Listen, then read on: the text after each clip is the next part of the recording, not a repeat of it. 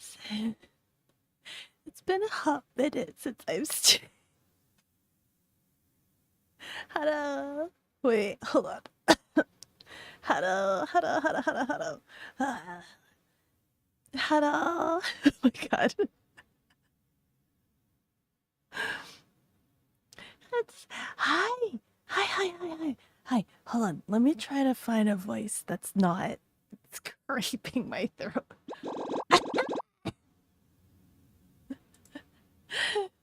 You get it? Yo. Hello, hello, hello. Hello, hello, Lenka. I know Lenka's here because Lenka was already here when I was trying to mess with my setup. Hello, TM. Hello, chicken. It's been far too long. How come when I stream during normal Europe hours, you're not in the stream? But when I'm streaming at your freaking midnight o'clock, the freaking 3 o'clock in the morning, you're here. How come you're not here at practical normal hours? Hello, Spaz! Hi, hi, welcome back. Dude, do you miss your designated cat girl? Do you miss your designated cat girl? Hello, Scribs. It's the back of some of her, some parts of me. Oh, the voice still hurty. Yeah, I'm, most of the brain fog is gone now. I still have a lot of coughing. I have a lot of coughing. That's what I have to deal with. Listen, you have things to do. I stream at normal hours, normal Europe hours, and chicken is nowhere to be seen. Oh, chicken!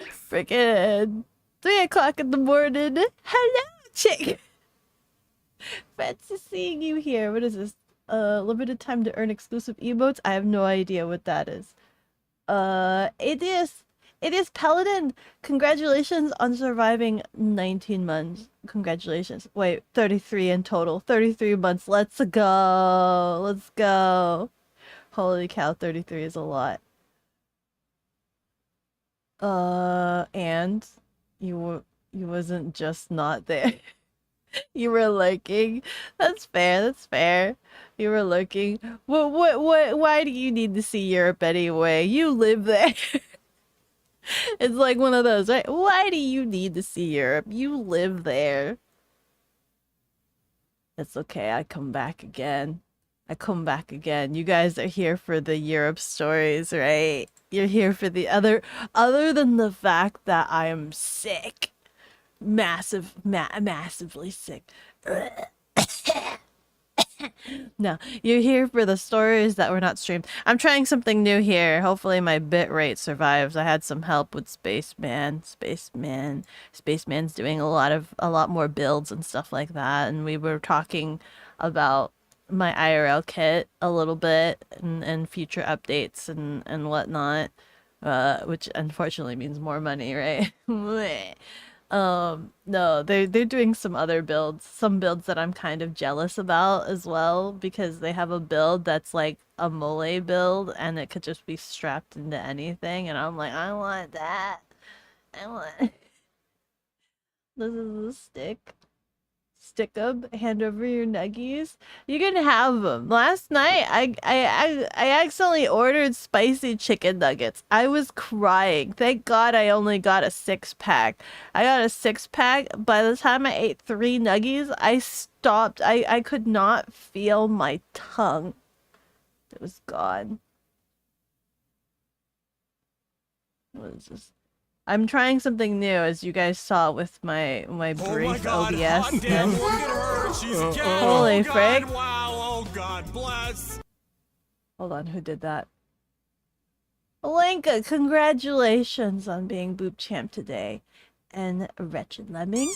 Hada hada, thank you so much for the follow. With every level I grow stronger. This is not my normal voice. This is not my usual voice. I got sick. I am of the sick. I'm trying something new right now, which is I am trying to, oh, the normal latency is borged on that one. As you guys know, I was using Restream before, And now I'm trying to see about multi-streaming on my computer, which, as you guys know, before the last time I tried that, it would break my stream and I would have really bad lag and latency issues because I was kind of guessing my bit rate and things like that. I had Spaceman take a look and help me, and everything kind of seems to be running kind of smoothly right now. Uh, However, I have YouTube screaming at me, "Warning, please configure both primary and backup streams correctly." What does this say? The comparison of the streams failed because one of the streams has an invalid configuration. And I don't know if that's because I'm like trying to stream both horizontally and vertically. I'm trying to stream horizontally and vertically. It claims they're both live. It claims that they're both live. But they're just screaming at me right now. And one of them is super behind because I didn't change that. Hold on. Can I pull myself up on my own self? Yeah, you've seen all of Europe despite never leaving UK Island. Yeah, never. You don't need to see Rome, right? It was nothing but hotness. It was just hot. That's all there was to Rome. It was hot. No, there's actually a little bit more Rome stories. Hold on. What is my what live does it show me? Does it show both? Oh, it shows both. So it shows this live. And then it shows the other live. Ooh, fancy. We're streaming vertically, you guys. We're streaming vertically. Isn't that exciting? Sorry. Anyway, where am I? You will take them? You will take them?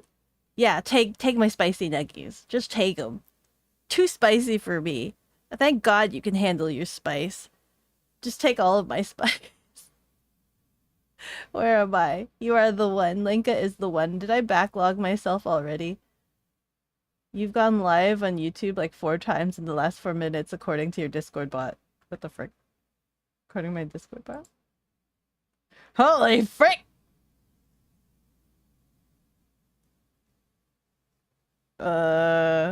Is it breaking? Is it just like confused?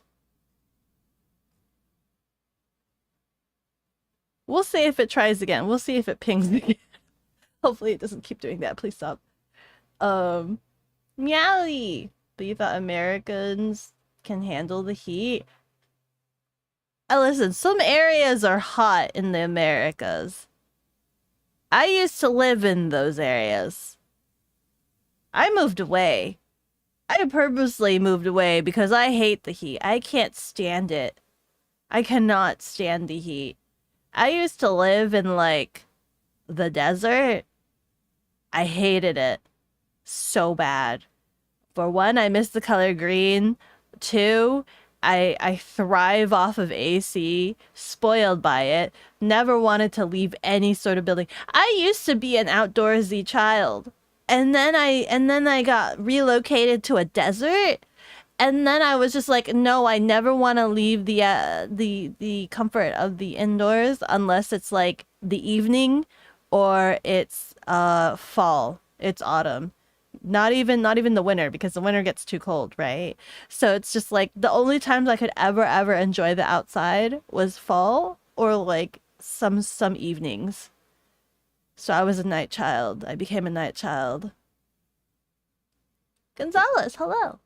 I salute you, Beko, for streaming while sick.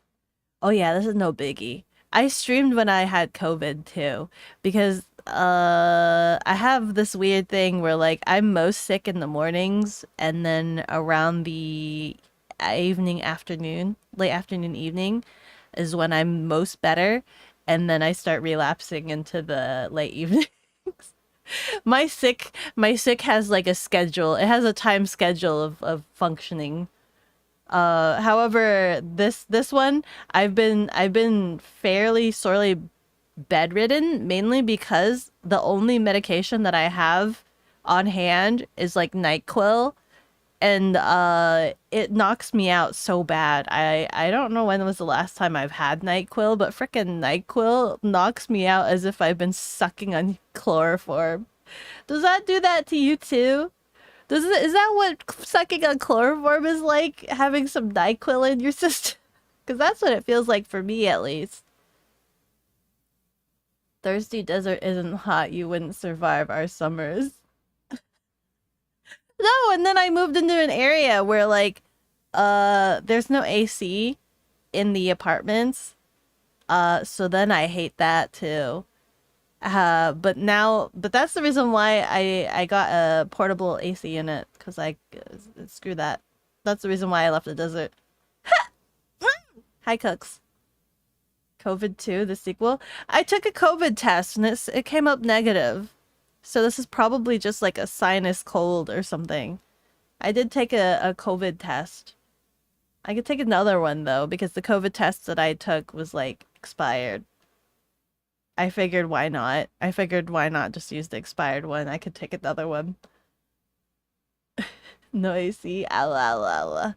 Imagine having AC. Gringo. No, and that was something that I noticed. Blah. Tea cakes. Summer whiskey. Congratulations on surviving 16 months. Thank you. Thank you. Ah, all the boops in the world. You're gonna get in bed? Get in that bed. What was it? Oh, that was something that I noticed in Europe, right? Every time, so like when I lived in the desert, I was used to like, oh, just go inside. Just go inside into buildings that have AC. That'll give you the reprieve from the heat, right? But in Europe, that's not the case. If anything, it's better to be outside than inside. Anytime I went inside, I immediately felt stuffy, right? Because there's lack of air circulation inside the building since they don't have AC and things like that. And all they have is like the open windows. So every time I went into a building, I never got that reprieve. If anything, I felt more suffocated and I was just like, I want to go outside. I want to be an outside child. So in Europe, I'm just like, I want to be an outside child. I'm like, I get it. I get it now. I get it now. And in the US, right, we have AC. We have like climate control inside the buildings. I see now why Americans are like they leave sedentary slightly chungus lives, right? Because they don't go outside. They can stay inside. They can just roll around in the AC and just exist there. Versus in Europe where it's just like, man, it's too stuffy inside. Let's just go exist outside in the nice greenery and the nice scenes. I'm just like, oh man, which one is better? Because I was just like, you know what? I like the great outdoors in Europe better than being inside. What is this? Me when our buildings retain heat. Oh, that's true. The buildings retain heat. You gotta go into like supermarkets. Yeah, even then I got thrown out of a supermarket. I tried cooling you guys inside of a fridge when you guys were having a heat stroke. When the frickin' internet modem was having a heat stroke, I shoved my back into an to a freaking fridge at a supermarket, and they kicked me out because I had the camera strapped to me. They're like, "No, no camera in here," and I'm like, "I'm sorry, I get out." They have the AC. Europeans don't know what AC and ice machines are. Well, you don't have ice machines? What about ice for your drinks? What about ice for drinks? Yeah, that's what that was like. Oh my god, wait, what? I'm trying to think. What portions of the Europe trip that you guys didn't see or hear. Okay, let's start from the beginning before I get really distracted. Otherwise, we know this is gonna end up being like a 5-hour stream because I just go and yap forever. Welcome back. Hello, I'm back. I'm back in the Americans. There is AC. I am in the coolness. Quick, 5 things that Effie, congratulations on surviving 12/13 months. Congratulations. How are you? I am back. Thank you. What is this? We have freezers and you get trays of water and free. Wait. Oh, for real? I mean, that's what I do right now. I don't have a ice machine for my fridge. I have to freeze my ice. I have to freeze my water for my ice. Yes. Yes. Um, okay, quick five things that take away from Europe. One, all of the plastic bottles, the caps. Why does America not have the plastic bottle caps have hinges on them? Do you know how many times I've opened plastic bottles and lost the caps or dropped the cap like underneath something and then it gets all gnarly and nasty and I don't want to put it back on my bottle? Granted, when I was there, I met locals that hated the hinges. They hate the hinges on the plastic bottles. You guys hate the hinges? I love the hinges. Those hinges are great. I love those. Is that an insane concept? What do you mean? The plastic bottles with hinges? That would be useful. It would be useful, right? Where it's attached? Yeah, yeah. It has the little sport thing. Like it's like attached to the little ring. Our cabs come off. Our cabs come straight off. Beko's just clumsy. You hate the hinges because you hate the lid poking. I guess I mean, yeah, that's what they said too. They hated the freaking cap poking them in the face. Just drink it sideways. Either I just hold the cap, right? I just hold the cap. I tilt it back a little bit further when I drink it, slash, or just hold it sideways. Maybe it doesn't bother me as much because like anytime I have mixed powdered drinks at home, I just leave the spoon in there. So I naturally hold the spoon to the side so it doesn't poke me in the eye. Can usage as skyrocket for you? What do you mean? Can use the cab? I don't know. I like the cap being on a hinge and not having to worry about it and not having to like pocket it or like hold it or things like that. It makes opening it with one hand easier. Cans? What about the cans? Cans? Tin cans? Oh, what about the tin? Oh, did you pop those tabs off? Do you pop the tabs off? I leave the tabs on, but I have popped the tabs off when I'm collecting them. I don't think I had a can drink in Europe. You eat them. Don't eat them. I don't think they're meant to be eaten. That's like the one thing on the can that's like solely aluminum. Solely aluminum right there. Glarg. Yummy metal cuts up your stomach like.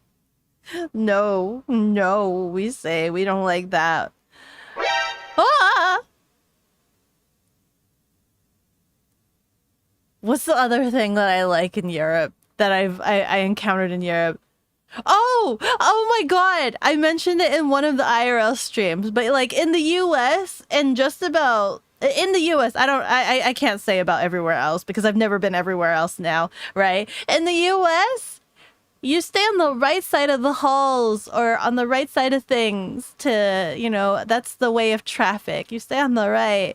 And I was doing that in England, in the UK, trying to be courteous and things like that. But for whatever reason, I was still running into people. I was still getting in people's way. And freaking, it wasn't until I was in Birmingham where they have like the escalators and they had lights with like red and green lights, right?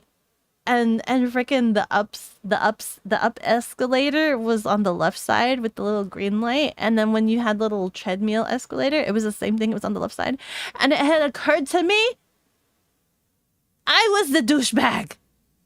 I was being the douchebag by constantly being on the right side. On the right side of traffic. They have their traffic on the opposite. It's okay, Beko, we know short people walk slower than most. No! It was literally, they had their traffic on the opposite side. In friggin' UK, you walk on the left side instead of the right side. So me purposely walking on the right side to try to be courteous was me being a douchebag and absolutely being in everybody's way.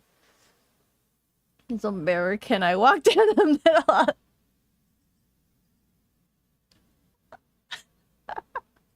No!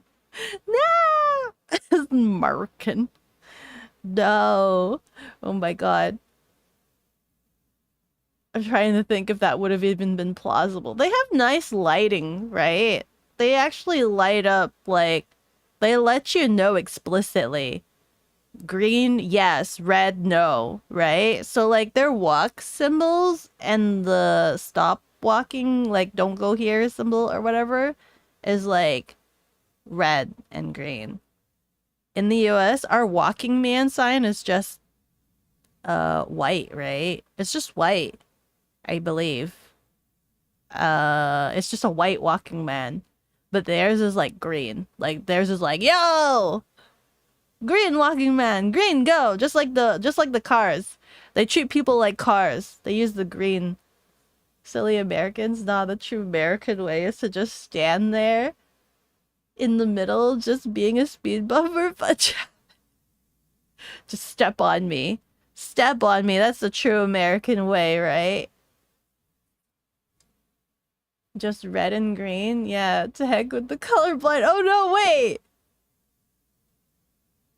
Is that the reason why the walking man is white? Not that it matters, right? It doesn't matter, right? It's the light. It's light walking man. What do you think of train? Wait, what did you think of the train? I like the train system. I like the train system. I like going places. I like being able to walk places. Oh, and that was another thing. Cars actually go the speed limit over there. I never had a car drive by me and like it felt like I was in danger. I never felt like I was in danger being next to a car. In the US, even if you're like walking down a neighborhood and the cars like drive by, I feel like I'm in danger. They drive way too fast. They drive way too fast. It's always like, vroom. It doesn't matter where you are. It doesn't matter where you're walking. Those cars will mow you down. What's the speed limit? I think it's about the same. I was telling Chicken about it, and it was about the same. It's like, what? If a neighborhood is like 35 miles per hour or something like that. When the red is shaped like a man standing still and the green is a man walking, you doubt the color, but I have an issue with that. When the shapes are clearly like this. Wait, is the icon standing still? I can't remember. In the US, it's a walking man, and then the stop sign, the stop like don't walkies is a hand. It's a hand telling you stop. 2030, yeah. On the crossings, the hand stop. But yeah. So in terms of walkability, so let me rate the different places. Let's actually rate the different places. So I went UK, Paris, Rome. In terms of walkability, like how safe I felt, I'd probably say I'd say UK safest. Paris is about the same. The only reason, yeah. Yeah. Paris is about the same. I'd say Rome was kind of the worst.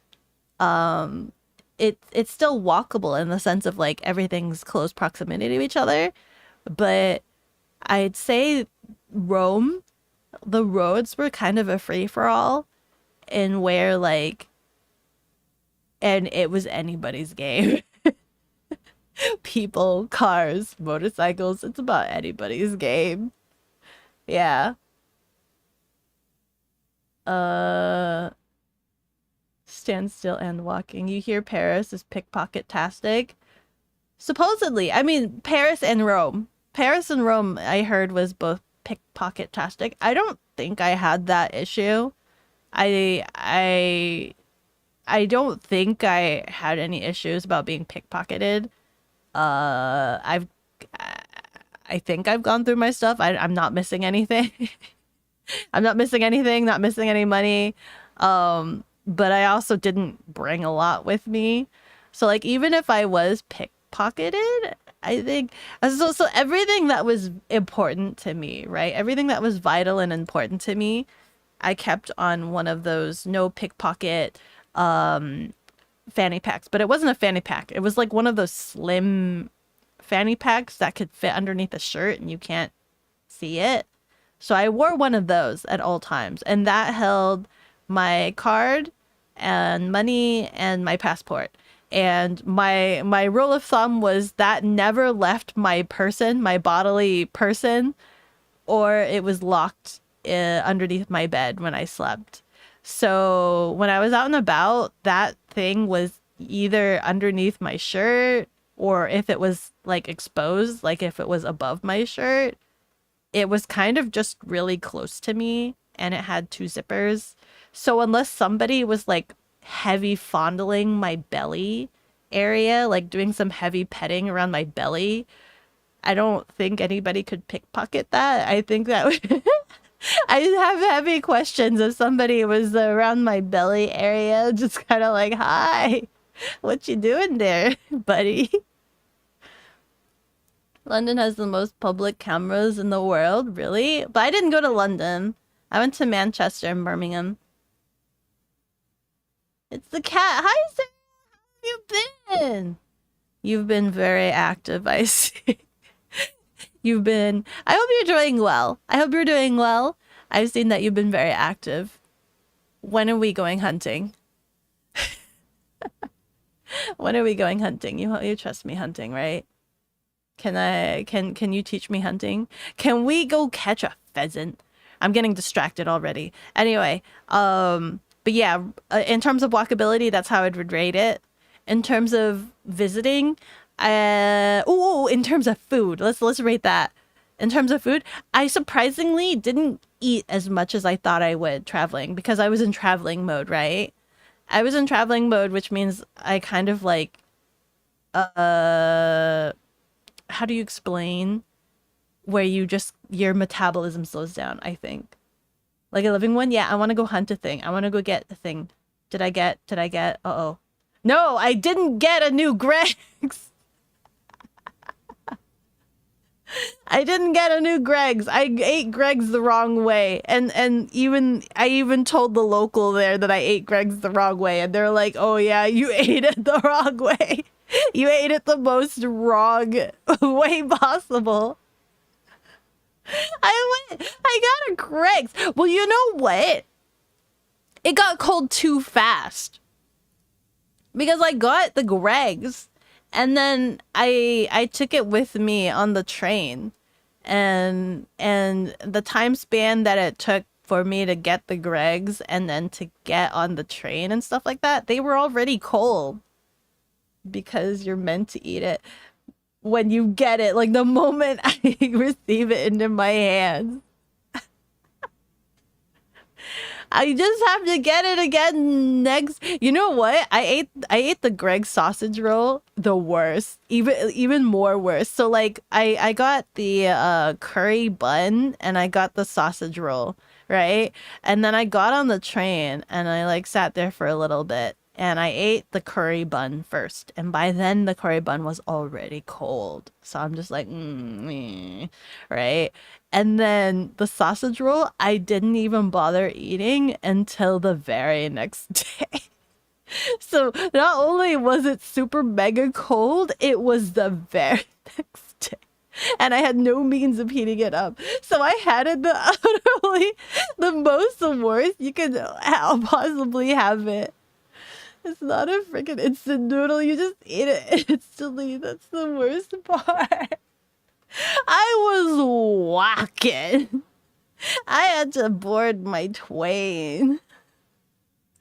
So I had it the worst. Listen, next year you can apparently make me eat it correctly, right?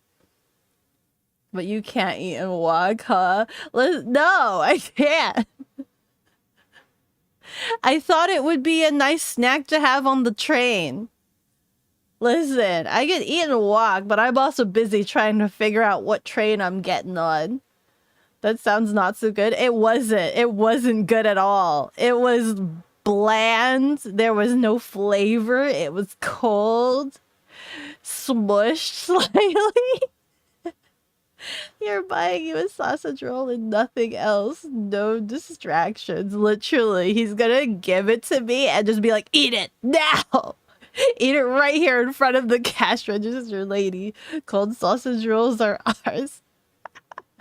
It was kind of bad. It was pretty bad. It was a really unsatisfying breakfast, I will have to say. You know what was disappointing? There was no Greg's at the Birmingham airport where I was staying at. So like I was staying, so I think I got the Greg's at Manchester train station and then got on the train station to Birmingham. Uh and oh wait, how long is that how long it was? Yeah, there was no Greg's at the physical Birmingham station, like airport where I was staying at, where the convention was at. You should have stressed that you had to eat it instantly. You totally didn't stress that. There was no instructions. You just said to go get it. And I was just like, oh, look at this nice little baked good. I could totally have it for like breakfast or a snack later. That's literally how I was thinking about it. I'm like, I could totally have this a little bit later. Slamming food in mouth just as nugs intended. Because it's fast food. Fast food.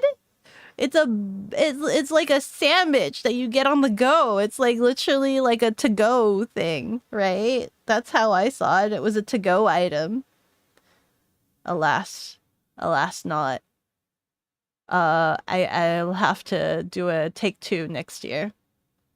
I'll have to try again next year. But I did have a Chicky Nando's. I did have a Chicky Nando's. That was kind of good. That was kind of good. Yeah, I think it was kind of good. It's to go to the nearest bench to sit down and eat. It was actually really good. My only complaint about Nando's is that the selection was quite limited.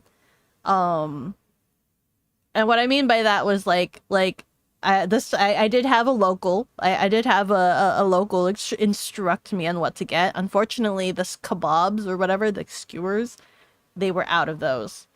They were out of those. So I couldn't have whatever the most authentic thing was. So I got the butterfly chicken breast. And I think I got was it the garlic? The garlic parmesan spice tolerance or whatever. Eat, survey, move. Gotta act feral with street treats. You've only had Nando's delivered, but you've heard it's a lot worse delivered than in restaurant. The restaurant was actually kind of good, I think. I had somebody else's dish. They had like the chicken liver, I think. They had the chicken liver thingamabob, but they had like super high spice. That the moment that entered my mouth and touched my tongue, it was both the most flavorful thing I've had, but also I started crying exponentially. I started crying so bad, and everybody was just like, "Oh my god, I am so sorry." They're like, "It's really that bad for you?" I'm like, ah! Cries. And then what else? Food so good you start crying. It was spicy. I was on tears. I was graciously on much tears. And then we all made fun of the French guy because there was a French guy. So we all so one of the thing about Nando's that was interesting was like we all sat at the table and we all looked at the menu and things like that. And we're all looking at the food, looking at what to order. We're like, okay, I think this is what we order. And then the local was just like, okay, let's go order. Like, what? You have to get up from the table and then you go to a register next to the kitchen and then you order your food there and then tell them what table you're at. I've never had that experience before. I've had different kinds of experiences. Like there's different like ramen places where you go and order at a kiosk or something and then you sit at a table. Ha! That's fine. Because it's kind of like you have that expectation going in with the monitors there and things like that. Like you order first or whatever. But like at the Nando's, they sat you down as if it was a regular sit down restaurant. I never expected that I needed to get back up to go order my food. I was like, "Oh, thank you for seating us." There's like a waiter and everything, and so we all had to queue up to order our food, and then this French guy arrived late, and because he arrived late, I guess he was just kind of confused. And like the waiter guy came to like give us one of our drinks or whatever, and he just turns to the waiter guy. He's just like he starts ordering with the waiter guy there, and it's just like this or whatever. And we all watch him do this, and then the other guys, the other local guys were like, look at the French guy with the special perks and privilege. He's like, you're supposed to go up and order it. And they just start hazing the French guy. And then like it continues on, right? Because he even brings out the register. He brings out like a mobile pad for the French guy to even pay at the table. And I look at the waiter, I'm like, what are you doing? Make him get up and go to the register. And the waiter guy is just like, he's like laughing. He's like, no, it's fine, it's fine. And the French guy is just like, no, stop giving me special treatment. I don't want this. No, they were funny. These guys are funny. Where am I? Hi, Shadow. Welcome back. You just woke up. Good morning. Just like grandma's cayenne cookies. Ooh, I've never had. Wait, cayenne's spicy, isn't it? I was gonna say I've never had cayenne cookies. The confusing strat is to enhance the experience. He's French. He does not need to get up. You go to sleep, chicken? Okay, good night. It's always the French. Yeah, that's the joke that they kept hazing each other with. It's always the French. Always. It's funny. Funny guys. But it was really cool having everybody come in from all over the place. There was a whole lot of people coming in from all over the place. Like, super international. I don't know. Super crazy. Like America, they say America's like a melting pot, right? It's like, oh, America, it's a melting pot and all this other stuff. And then we have different areas, different states with different accents and things like that. And everybody has their different cultures, but also at the same time, like, I don't know.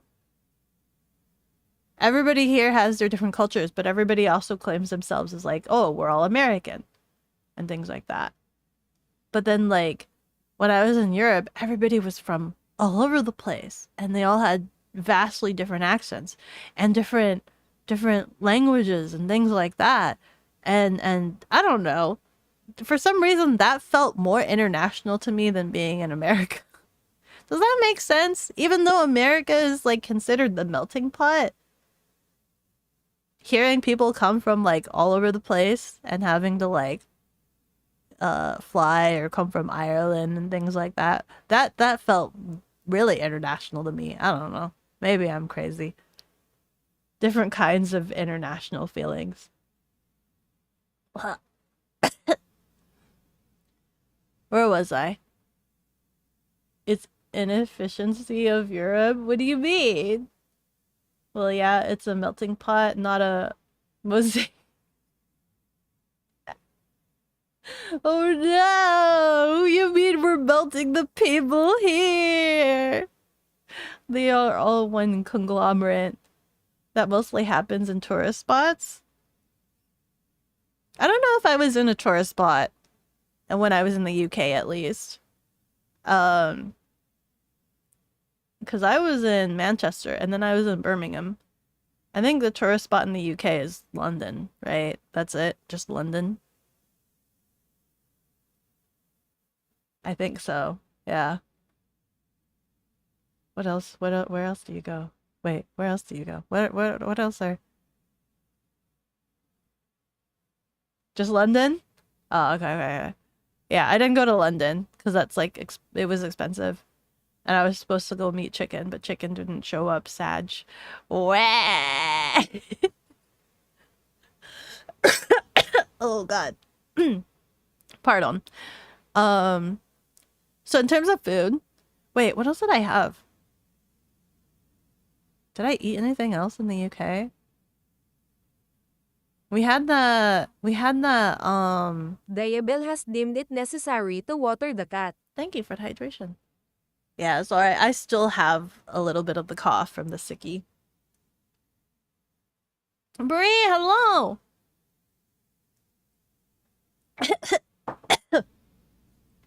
Yeah, I'm back.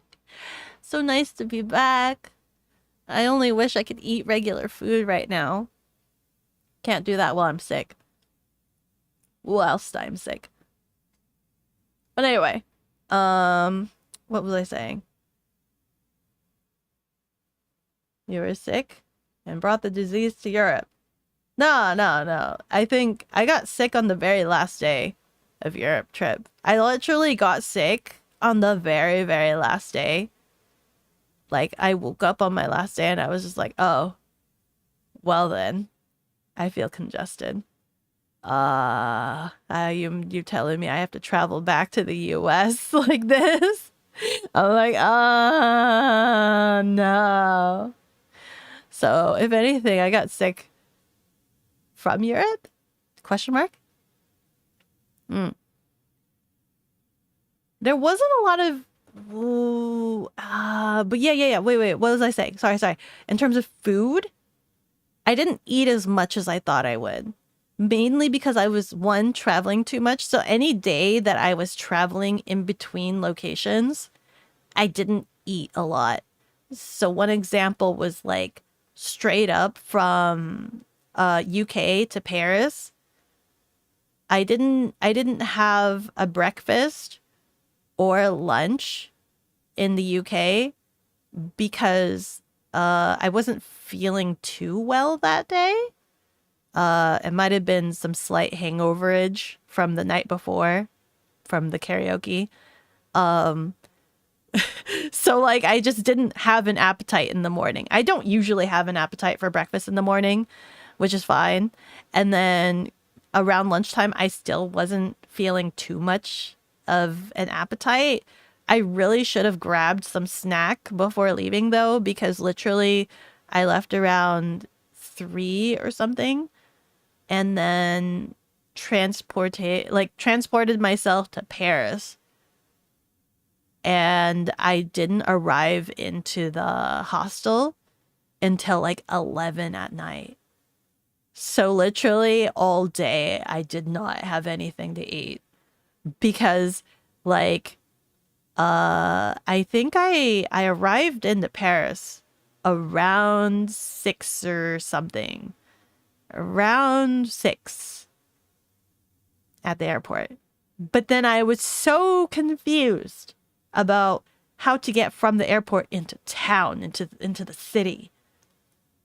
I was trying to figure out my different routes. There were so many different routes.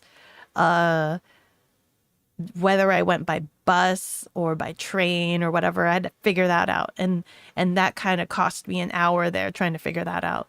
And then when I finally bought the tickets, that had another wait time of maybe like 30 minutes or something. And then the transit from the airport to the city took 2 hours. That took 2 hours. And so by the time I was actually in the city, I think it was like 10 o'clock or something. And their underway train system, like their underground, was so confusing. I was walking back and forth a train station platform, like 5 times, asking my main form of communication. The moment I left the UK, my main form of communication was literally like charades. Doing a lot of charades and pointing at the phone saying, hi, here.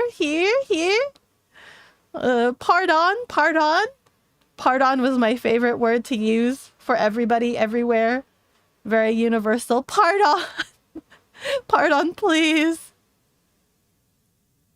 You know how in prior streams you only be having like 200 points at the most? All these streams during your Europe trip got you to 9k points. Did I stream that much? Did I really stream that much? Or were they just during your times Because I think you were awake at like really wee hours of the night, weren't you, Shadow? This time you're gonna same up for the merge. Classic drunk Beko. I was about to say, was I drunk? Not in the mornings, no. It depends where you are in any place. You have been in some small stores where people were speaking French, Spanish, German, a few different native languages, English, and even Swedish. That was in a random shell at... Oh, I see, I see. You type slow? No, it's fine. She was playing a Chilla game IRL. Me? Oh my god, I wasn't I? Isn't there that game, the Platform 8? I had Chicken play Platform 8. I was literally like going in circles in the underground. Up and down, all around. I slowly got used to like navigating. Like I slowly got used to navigating in like foreign areas, right? Where it's literally just kind of like find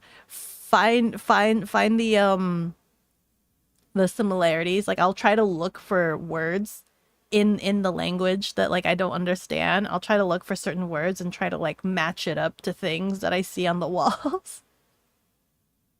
No real-time translator app on your mobile. I had Google Lens. That was the closest thing that I had. But sometimes Google Lens doesn't like looking at things and like it'll look at things and it'll be like, I don't know what I'm translating. And so sometimes it worked and sometimes it didn't. It was too finicky for me to actually use effectively, because another thing that I experienced when I was in Europe was everybody was impatient as heck, right? Everybody was impatient as heck. And what I mean by impatient, it's kind of like you need to know exactly what you want. You need to know exactly what you want. So like one example of this was I was at a gelato place and I bought a gelato. And I'm trying to think, was this in Paris? Yeah, this was in Paris, I think. I bought a gelato ticket. So it was one of those gelato places where they advertise. They're like, oh, we have 150 flavors and all this other stuff and whatnot, right? So they had a crap ton of flavors. And I bought a gelato ticket that you give to the server guys to let them know what flavor you want. I got the smallest size, so I assumed I would only get one flavor, right? A tiny little cup.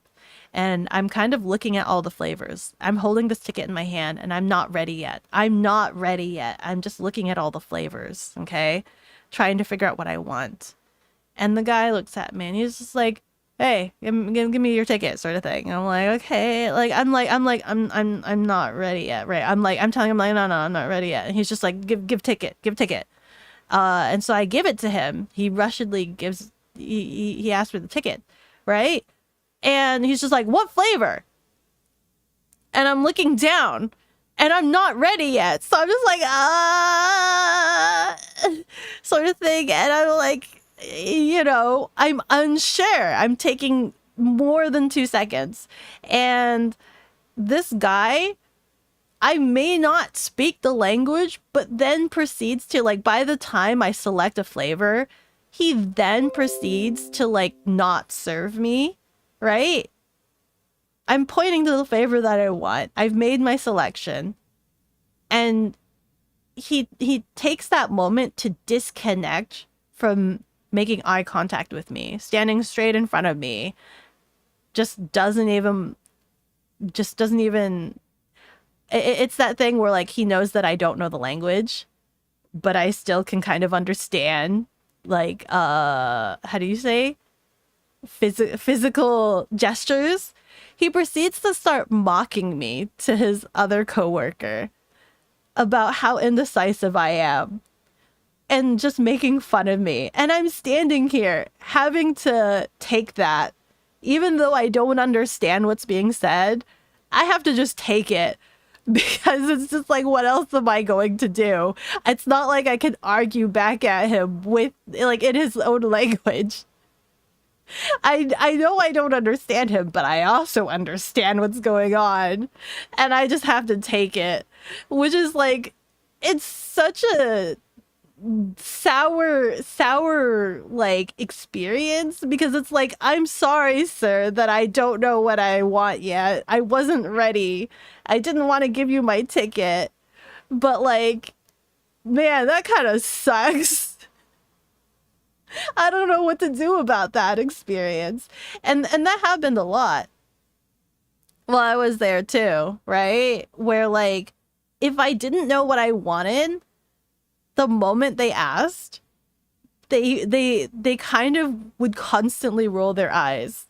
In a lot of places, they would constantly roll their eyes and be really cross. You know, not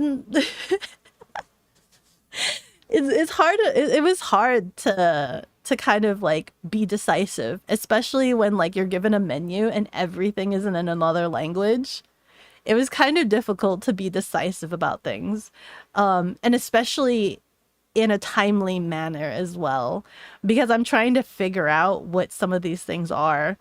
Sometimes I'll like kick out the Google Lens or whatnot, uh, and I'll figure it out, or I'll look up pictures and be able to point to them. So like the ordering bit was like the hardest part, but once they actually gave you the food, they kind of like don't care how long you stay. They're just like, yeah, just chill and eat. Hi, Cherry. How are you doing? Um, but it was just the ordering process that was so difficult, because you needed to be super decisive and know what you wanted the moment they asked. The ordering process was just so hard. I'm just like, I'm so sorry. Please give me a minute, please. Let me see here. You said the gelato guy was a dick. Yeah. Was that in Paris, or was that in Rome? That might have been in Rome. Let me check here. I think I have pictures. I complained. Oh, and those macarons, by the way, that I had from that gelato place was the worst macarons I've ever had in my entire life. Awful, completely abysmal. I don't recommend that ice cream. Hello. Where was this? This was oh, this was in Rome. Never mind. This was in Rome. Yeah. This was in Rome.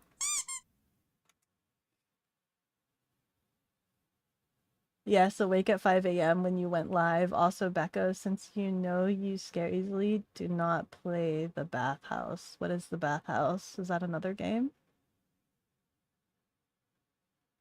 Made by Platform 8. Doctor! Hi, how are you? You good, Cherry? That's good to hear. Oh, sorry. That's good to hear. That's good to hear that you're good. Sounds like Germany. What do you mean? What? Lean cried and startled Beck. Rude server. Did you try speaking in English louder or slower? That's gotta work every time, right? No, I didn't do that. When I was in Paris, much of it was just saying pardon, right? I practiced and I learned, right, that friggin' in Paris you say bonjour, right? Bonjour. And what was thank you again? I forgot. uh Merci. Yeah, merci. Bonjour. But literally I was so like intimidated that I could not like fathom saying any of these words, right? I couldn't say bonjour, I couldn't say ciao, I couldn't say merci, I couldn't say scusi. Literally, the only thing I could say was pardon. Pardon. That was like the only thing I could say in either like when I was in the UK, pardon, and like in Paris, pardon, right? And then by the time I got to Rome, literally I was just kind of deflated to just pointing at pictures on my phone. I just didn't even speak anymore. And then I'd be like, grazie. the most quietest grazie ever in the world. Yeah. You wasted his time. Now he wastes yours. I know! That's exactly what that gelato guy did to me. I'm sorry I wasted his time. It's not like he was serving anyone else. I was literally the only one there. You were blah, blah, blah. Got home from a trip that night, so you had to be awake for that, and then you did a nap in the car. That's nice. Traveling and trying to get like proper sleep is so difficult. People who disrespect Beko make you mad. Dude, it's fine. I was in another like area, didn't speak the proper language, you know. I get it. I get it. You know. It makes me wonder about like how tourists are treated here in the US. And it kind of made me try to reflect if I've ever encountered like tourists in the US. And I'm trying to think to myself, like I don't quite recall if I've ever experienced tourists. So I kind of wonder if we're ever rude to tourists like that, because I know like we complain about tourists like, oh gosh, these darn tourists, like causing traffic or doing things or being slow or whatever. But I don't know if I've ever had like an actual like one-on-one interaction with a tourist and like had issues. Or wait, hold on.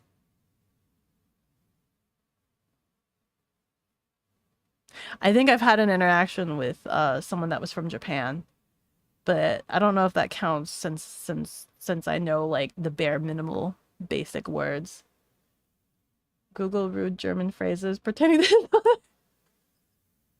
ask to see the manager. I don't think they have. That's such a Karen thing, right? I don't think they have. Do they have to? Did they have to deal with that? Is that a same tactic that applies over there? I don't think that's the same tactic that applies over there. Germany is very rude. Oh, I see, I see. What is this? Also, why is there an ad thing in the corner? Because I also stream on Twitch, and Twitch has ads. I don't think you have to deal with ads, Cherry. Don't worry about it. The YouTube folk don't have to deal with ads, right? Do they? Or at least I have no means of knowing when YouTube is experiencing ads. But at least Twitch has indicators of when they're in ads. So all of my Twitch fellows are in ads right now. For all the flack Europeans like to throw, at least Americans are a lot nicer to tourists. I don't know, some Americans can be rude as frick, you know? Some Americans can be really rude as frick.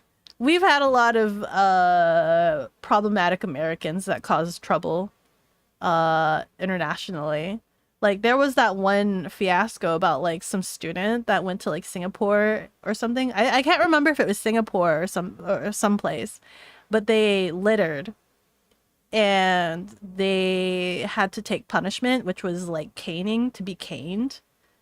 And the US government was trying to ask for leniency to not be punished in such a way. Or something like that. So I think, but he still had to be caned. I think they lessened the amount of caning, but he still had to be caned. So there was like controversy about that.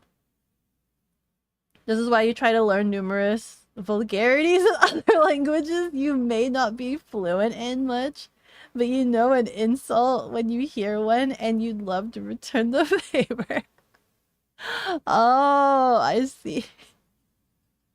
So that you can hear when you're being insulted. Oh my god. You don't even need to know the words. You could just kind of feel it off of their body language, I think. Gelatos are Italian. Gelatos are like everywhere though. It didn't matter. It's kind of like how macarons are. I got the macaron from Italy, even though macarons are like at best in Paris, right? Achilla's game that was recently remade with new graphics. Oh my god. I'm sure Avi will play it eventually. You're good? Glad it's no longer your B-day? How was it your B-day recently? Happy birthday! Why are you glad that it's no longer your birthday? You're moping all day for no reason. Glad you're back safely. Yeah, I'm glad to be back. Traveling is kind of hard. I don't mind traveling, but I would like longer periods of actually being able to enjoy and experience the area. Yeah. There are ads for some people depending on your account. Oh, between like YouTube and YouTube Red. There's like 7 months till your birthday in May. It's in May. So next year. Next year. Yeah, yeah. Pardon, mercy. Mercy. Yeah, traveling in other languages is fun. It is pretty fun. You just give a thumbs up. Guy is rude and then he serves you bad cookies. Unforgivable, yeah. Tourist, you've been to sites and rural places across the US. Can't remember any rude service. Huh. But I mean, but I mean, I don't know. I was gonna say like, but there's no language barrier. There's no language barrier. I was exponentially slow because there was language barrier. Every time you've seen tourists recall us visits, US visits on TikTok and the like, they almost always seem to say we as people are almost unnervingly polite. Really? Really? That's nice. That's that's nice. I would never imagine that for us. Not speak but understand some. You can't read. Reading Japanese is difficult. By the time you get to reading, it's just like cause like I can speak some, right? A little bit basic. Basic, very basic. But then like reading, if everything was hiragana, that'd be so much easier. But then it's the fact that you have kanji, then it's just like, oh my god, I'm so illiterate. I'm so special treatment, fair caning. Happy birthday! Happy birthday, doctor. Now you can oversleep and be lazy. I can't be lazy. I still have to work. I still work, man. I still work. But I have been doing a lot of sleeping. Like literally after work, I take a dose of the NyQuil and it knocks me out for the rest of the night. It literally it's I've been doing a whole lot of sleeping this entire week, which is a good thing because I think it's I don't know. I don't know how long it usually takes to recover from being sick, but I feel like I've been recovering a lot faster. Maybe. Maybe. I don't know. It's what day Thursday and I have the least brain fog that I've experienced all week. So I think my only symptom right now is just the cough, which is a nuisance because I already have a chronic cough. You need sleep. Good night, doctor. Good night and happy birthday again. You met a nice couple who were camping for vacation. They were getting a bit jumpy at some noises. It was funny when they freaked out at an elk bugle. You helped them identify what was making what sounds to help calm them down. Ah, I see.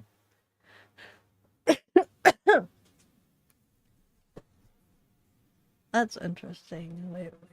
Camping. Camping. Bugle.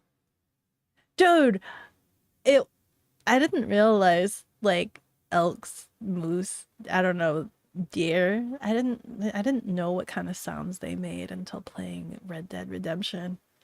Their noises still freak me out because I don't associate them making those kinds of noises. So if I were to hear that in real life, I'd still be weirded out. Tipping culture here forces waiters to be nice. This is true. I didn't tip. I didn't tip a single time. And They were... Oh, I see. So does that make it a good thing? Which one? Oh. Unnervingly polite, the average European would not survive the Midwest. We apologize when you step on our foot because we were probably in the way. So does kanji basically just memorize what all those symbols mean and how to say them? No trick to it? Pretty much. Kanji is kind of like in a symbol for a word. It's a symbol for a word. And then the hiragana is kind of like how that symbol is pronounced. Is the best way I can explain it. Yeah. Elk and deer growl and snarl and hiss as well. It's so weird. It's more than that. There's so much of kanji to memorize. Yeah, there's so much kanji. There's like even natives don't know like every single kanji. There's a lot of kanji that's fairly forgotten because there's just so much of it. Yeah.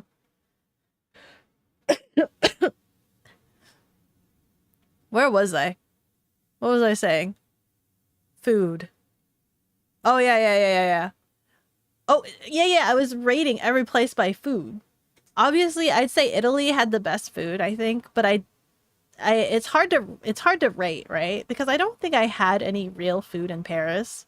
I didn't get to eat any real food in Paris because I only had 1 day in Paris. Yeah, I only got 1 day in Paris. And most of everything I ate, you guys saw everything I ate. I ate croissant.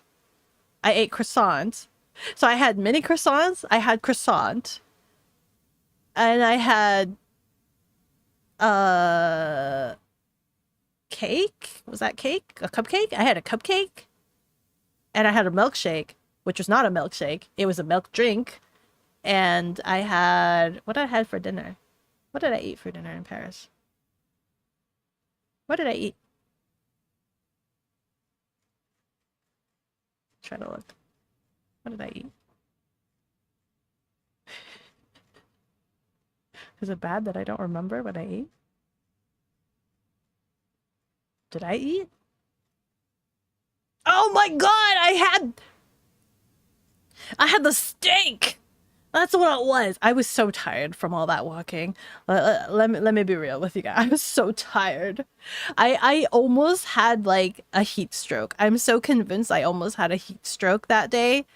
By the time I reached the Louvre, I was about to pass out. I was so red-faced. I was so flushed. I was like short of breath. I felt lightheaded. That was the worst part. I felt lightheaded. And the ground was like white dirt. So like it was really, really reflecting the sun into my eyes and burning my eyes. So it was even like really, really hard to see. I was having so many ailments when you guys like when stream ended, that Paris stream. I was just dead. Right? I appreciated the Louvre. I went into like the Louvre Mall portion. I didn't realize it was like an underground mall. That was really cool. I'd love to visit again and be able to like explore more of that mall. I didn't get to like go deep into it. I just kind of went down there to see if I could wash my hands, but you had to pay to go to the bathroom, so I just didn't do that. Instead, I continued on. I got my bearings. I laid in the grass, right? So I laid in the grass for maybe a good 40 minutes after stream ended. 40 minutes to like an hour. And then I walked over to that steak place that Shadow recommended slash I requested to figure out where it was because I saw it a lot on TikToks. And my only regret about the steak place was that I didn't eat more. I had 2 servings of the steak. I could have totally eaten more. I kind of really wanted to eat more, but because of like how unwell I was feeling about the whole day, I didn't want to make myself super full. I didn't want to like overfill myself knowing that I would have to walk all the way back, right? And have that ailment of like, oh, pain and agony. So I only just kind of ate till I was filled and satisfied, but I could have totally eaten more of that steak. I could have eaten the buttload. I would have made them regret constantly serving me. I will say their French fries were absolutely perfect. Those were like the most perfect French fries I have ever had. Like, oh my God, each fry was crispy and crunchy, yet it wasn't like burnt or too crunchy. Like they weren't hard and stale. They were just so like nice. And then that sauce, I would love to figure out what that sauce was. The steak, it's hard to say like the steak itself, it was perfectly cooked, right? But it wasn't like the main highlight. The main highlight of the entire dish was actually the sauce. So the steak was a steak and it was cooked really well. But what you go for is the sauce. So you dip that steak in that sauce, and that's where all that flavor was. That's where all that nom, nom, nom, nom, nom. And to describe that sauce, it was like pesto and gravy had a baby. So you have all of that herby flavor from pesto, but you have it mixed with gravy and how like savory and succulent that was. And that's how that sauce tasted like. And that was good. I want more of that. You didn't eat in Paris. I had croissants. Paris, the land of croissants. That's really not that weird, even in English. With a few letters, symbols we've lost several throughout time. Oof. Oof. We're losing our language. Cougars sound like people a lot. If you hear crying in the woods, probably that's scary. I don't want to imagine hearing crying. I don't want to hear crying in the middle of the woods. You return. Hi, Fuzzy! I am back. What if it is people? It is never people. Something got them and you're next. You were just unfortunate enough to go there when it was so hot. I know! I didn't know it would be so hot. Weather and, temperature was not a thing that came across my mind when I was looking at places to visit. I've been safe. What is this? You need to pull up your Duolingo to see what it means. You need to eat. Cause the top. I know. I'm so sorry. I talk about food a lot. Yeah, I talk about food a lot. What about the bed bugs? I don't know if I didn't check for bed bugs. I should have, but I didn't check. But also, like, I was so tired each night that I just didn't. But I don't think I had any bed bugs.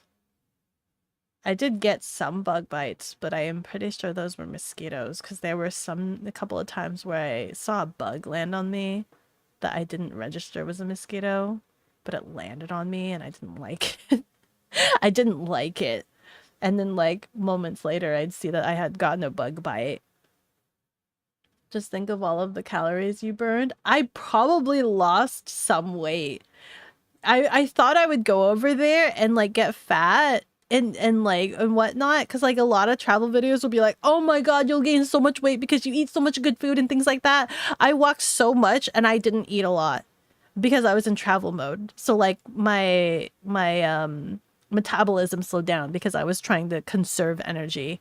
I was trying to conserve energy while also exerting too much energy. And so like and then especially on days when I was traveling between areas and I was stuck on a plane or bus or train for like X amount of time, like those travels would take my entire day. They would take my entire day. I thought like when I had a couple of them where like, oh yeah, it's like in the evening. If I go to Rome at like 10 o'clock at night or something, that means I have the whole morning to be able to stream. No, that was not the case. It was literally like it would always take the entire day. There was never an exception. You would go freaking take the 4 hours to go to the airport do the check-in, all that other stuff. It took all day. And because I wanted to make sure that I didn't miss any of my flights or times or schedules or things like that, I didn't really go like, oh, let me go eat at some nearby restaurant. No, there was no time for me to look at what food was nearby because that would cost like transportation or whatnot. Unless it was like walkable in along the way, uh it wasn't an option. I didn't want to like spare any time to like food unless I was already at my destination. So like on those days, I literally wouldn't eat all day until I arrived at the hostel, and then I would have like a protein bar that I had packed with me. And that would be my meal for that entire day, just a protein bar. And then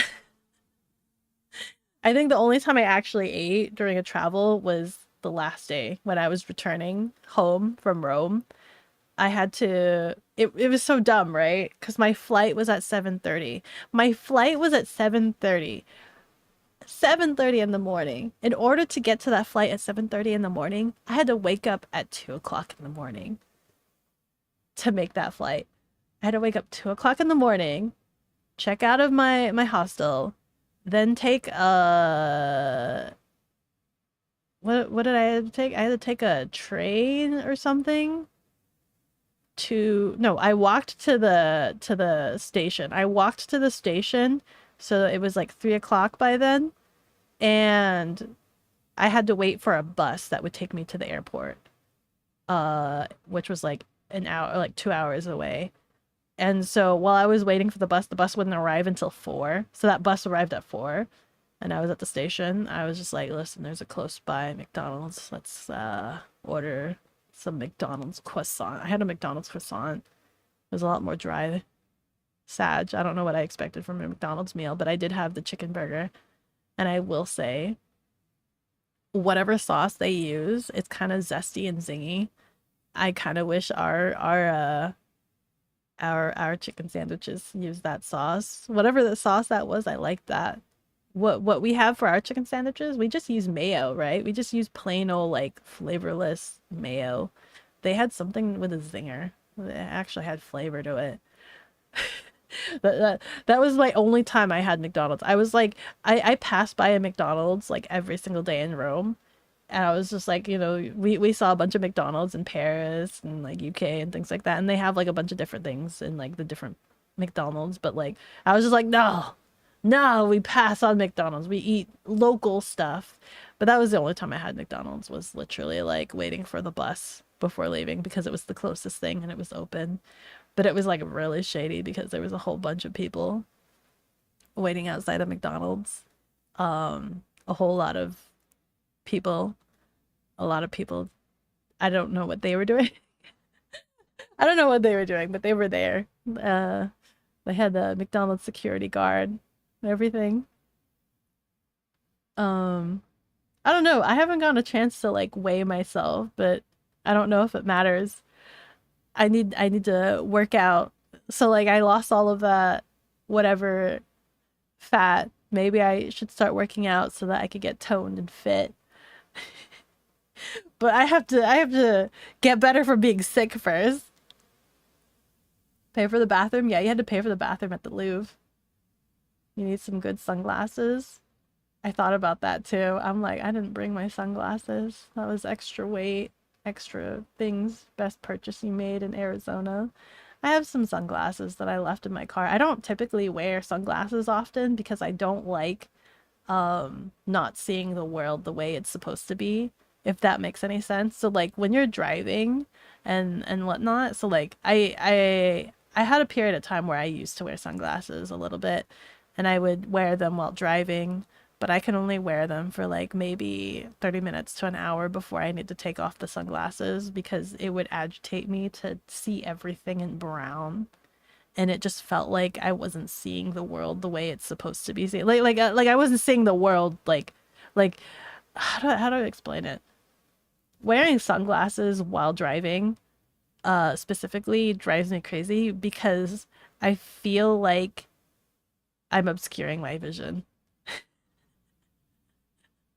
That's what it feels like to me. I feel like I'm obscuring my vision by making everything tinted brown.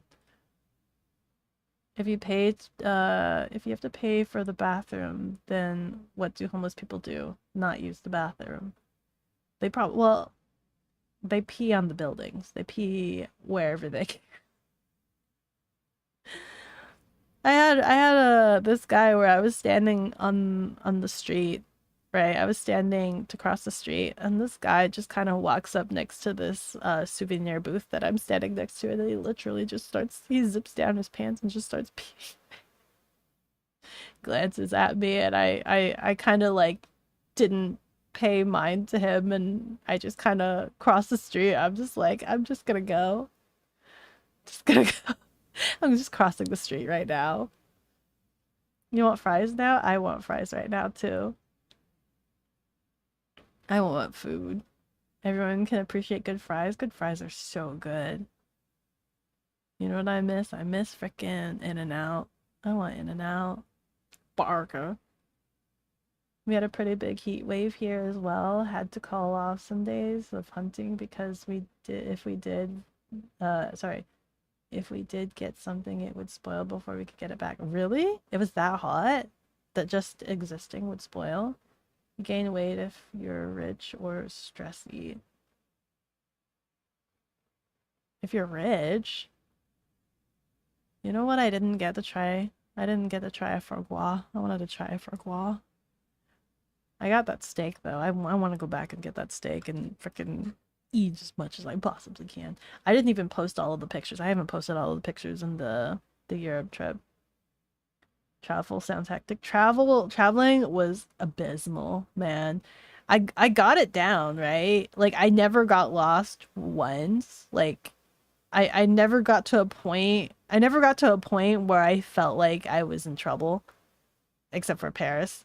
I think Paris was the only time. Like my first arrival into Paris and the underground was just kind of like I started having slight panic attack, and it was mainly compounded with the fact that it was already getting to midnight, which was like after hours, and I'm just like I'm it's like past like we're getting close to midnight. I don't know where I am. I'm not even 100% sure if the place that I'm staying at is like if the reception's 24 hours. I made sure to like reserve places with 24-hour reception just in case.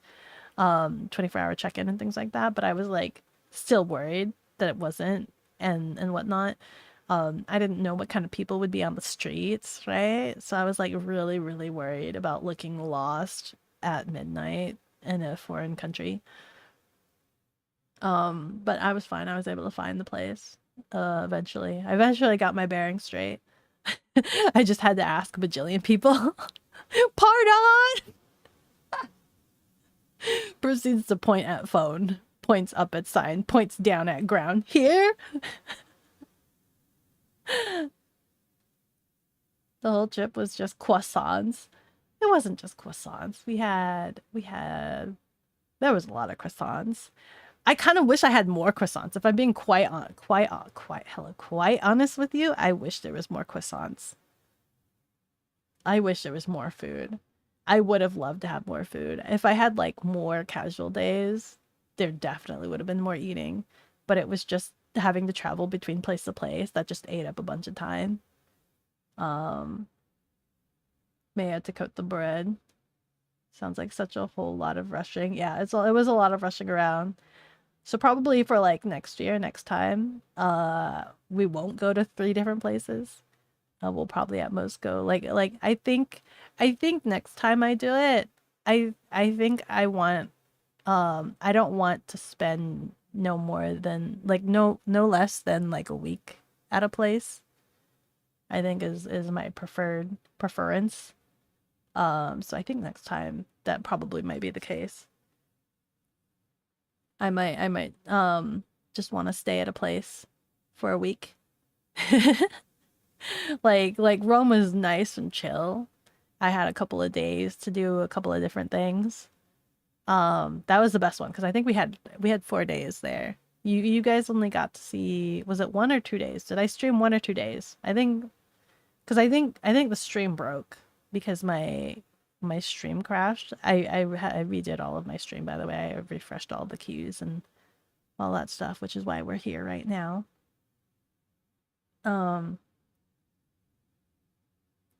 Did you know that eyes naturally yellow over time? Your vision is markedly more blue when you're younger. Really? I mean, I know that your eyes are yellow when you have like la la well some disease. Some disease. La la la la la. What is it? What's the disease that makes your eyes yellow? Ah! Oh, tea cakes! Your cat, it's back. Hi, Belle. Congratulations on surviving 36 months. Congratulations, congratulations. Plus, you were there to help you with any travel issues when you needed it. Yeah, Shadow was a lot of help. Shadow was really helpful. It was really great having like a mission command. You guys were like my mission command, my travel aid. Seems likely caused by exposure to UV light, causing our lenses to discolor over time. Ah, I see. Hi, Spaceman! Hi, Spaceman! I am live on... I also don't know how long ago that was, if Spaceman's still here. I'm live on both. I pull up my channel and I am live on both. I did get a couple of warnings, though. Because in order for me to stream on both, I swapped my stream URL, one of them to a... So one of them's using the stream URL, and then the other one's using the backup server URL. And then it gave me a warning complaining that my settings weren't compatible or something between the stream and the backup, and it was kind of confused in itself. But that warning's kind of gone away. It's just dealing with it. YouTube's just dealing with it now.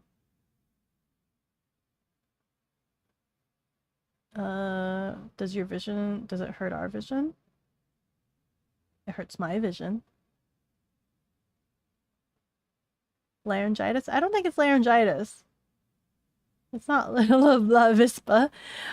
My the parental authority would say that they hated yellow eyes because it made it look like you had like leprosy, or I forgot what it was. Something like that. Oh my god. Hello, Shadow. Don't call me sweet. Okay, we do. Stop. My schnookums, Pookie Bear, baby boo. Back here and support the cat. Ooh, we love the cat. Support the cat. Blast the cat with Sakura Blast. Oh my god. I haven't even covered like a bunch of... I've been covering parts of the days where you guys were like, you guys experienced the stream. I haven't even covered like... since my stream like massively crashed and like the stream keys stopped working, I haven't even covered like those days that I experienced without you guys, right? So let's talk about that. Let's talk about the bits where I was without you guys. Let me think here. Oh, by the way, I loved all the scooters. There's so many scooters. You could rent scooters there. You could rent scooters. So you know how like you have those kick scooters like Lime or Bird or whatever? Like the kick scooters, like the dinky, like you have little handlebar and you stand on it and you go, you know, and those electric scooters. They had the scooters, the little Vespa, not even Vespas. The little scooters things. That you could QR scan, get a mobile app, and then like activate it, and then just rent it on the spot. Oh, jaundice, yeah, like that disease for yellow eyes. You know, all the people wear amber lenses in the woods as it brightens everything up in the dark woods. Oh, I saw a guy on YouTube Shorts where he was explaining that there's special mushroom lenses. When you're hunting for mushrooms, you wear these lenses. I think they're like blue or something, and it makes them slightly highlight and glow in the wild. Okay, going back to Rome. So Rome is like most of where you guys missed a bunch of things. So day one, when I arrived in Rome, I think it was like de-stressing or whatnot. And then day one itself, I didn't have a proper internet plan because the internet plan that I was using from the UK, I got the international day plus pack, but the day plus, like the international pack for Vodafone only gives you 20 gigabytes of data, which we used at Paris. So if I needed more data, I needed to buy more, and that was very expensive. So I couldn't reuse that same international plan in Rome, and especially for all of those days. So I had to go to the local phone data plan place in Rome, and we got an international tourist SIM over there, which kind of sucks that my stream setup died because we got a whole new SIM plan. Like, we got a whole new data plan for Rome, and we only streamed, I think, like one of the days or something. It really sucks, man. I wish there was easier ways to do data plans that were also more affordable. The thing I was using would have been nice. So like I had gotten Connect Plus for my phone. I was using the eSIM for that, but I also ordered a physical SIM, but they didn't ship or arrive to my first hostel in Manchester, and so I couldn't use that. And I've been trying to break up with them ever since. The freaking cancellation process is like horrible. It's awful. Poor Vodafone SIM card warped. I know, yeah. The heat was so bad in Paris that it warped the SIM card. It curled it. It curled it so bad. Did you ever get a refund for the SIM you never got? I'm still working on it. The cancellation process is so bad. It's so abysmal. Like, literally, I've been emailing them back and forth constantly with the words over and over. I would like to cancel my subscription and get a refund. I never got the SIM card.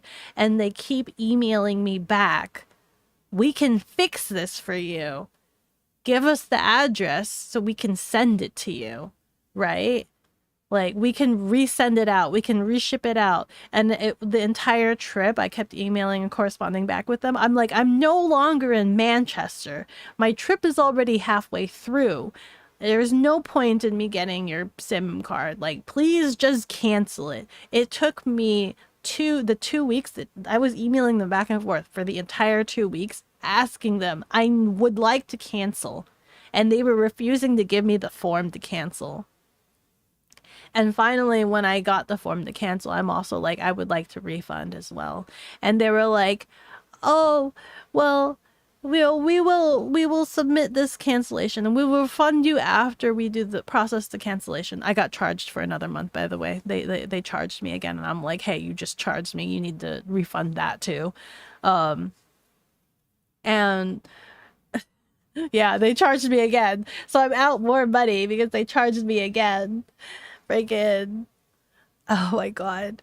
I might have to go through the card if they don't refund me. I don't know. But anyway, friggin'.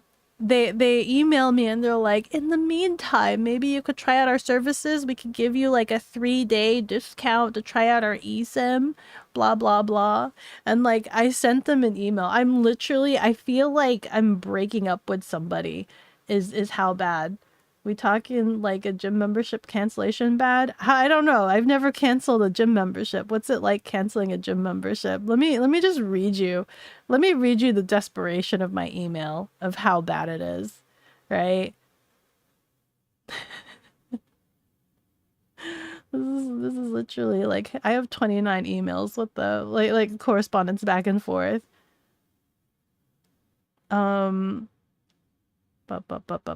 So it starts off with, I ordered with them, gave them my American US address. They reach out to me and they're like, hey, we want to inform you that we don't ship to the US. Sorry about that. We need to learn your Europe address to arrange a delivery, right? Please let us know as soon as possible. And so this is like immediately after ordering. So immediately after ordering, I'm just like, unfortunately, I don't have a European address. This is travel for work. And so I told them, I'm like, if you cannot ship to US, then I would like to cancel and refund the service. So from the very first email, I tell them, I would like to cancel and refund the service if you can't ship to the US. the friggin' website did not inform that they do not ship worldwide, right? They email back and they're like, could you please let us know what will be your first destination? They just completely flat out ignore that I'm asking for a cancel and refund. And I respond back, I will be in Manchester, then Birmingham, then Paris, then Rome, staying in a hostel. I do not know if they take mail, and I will not be there until August. I ordered this I ordered it July 20th, okay? I'm like, I sent that.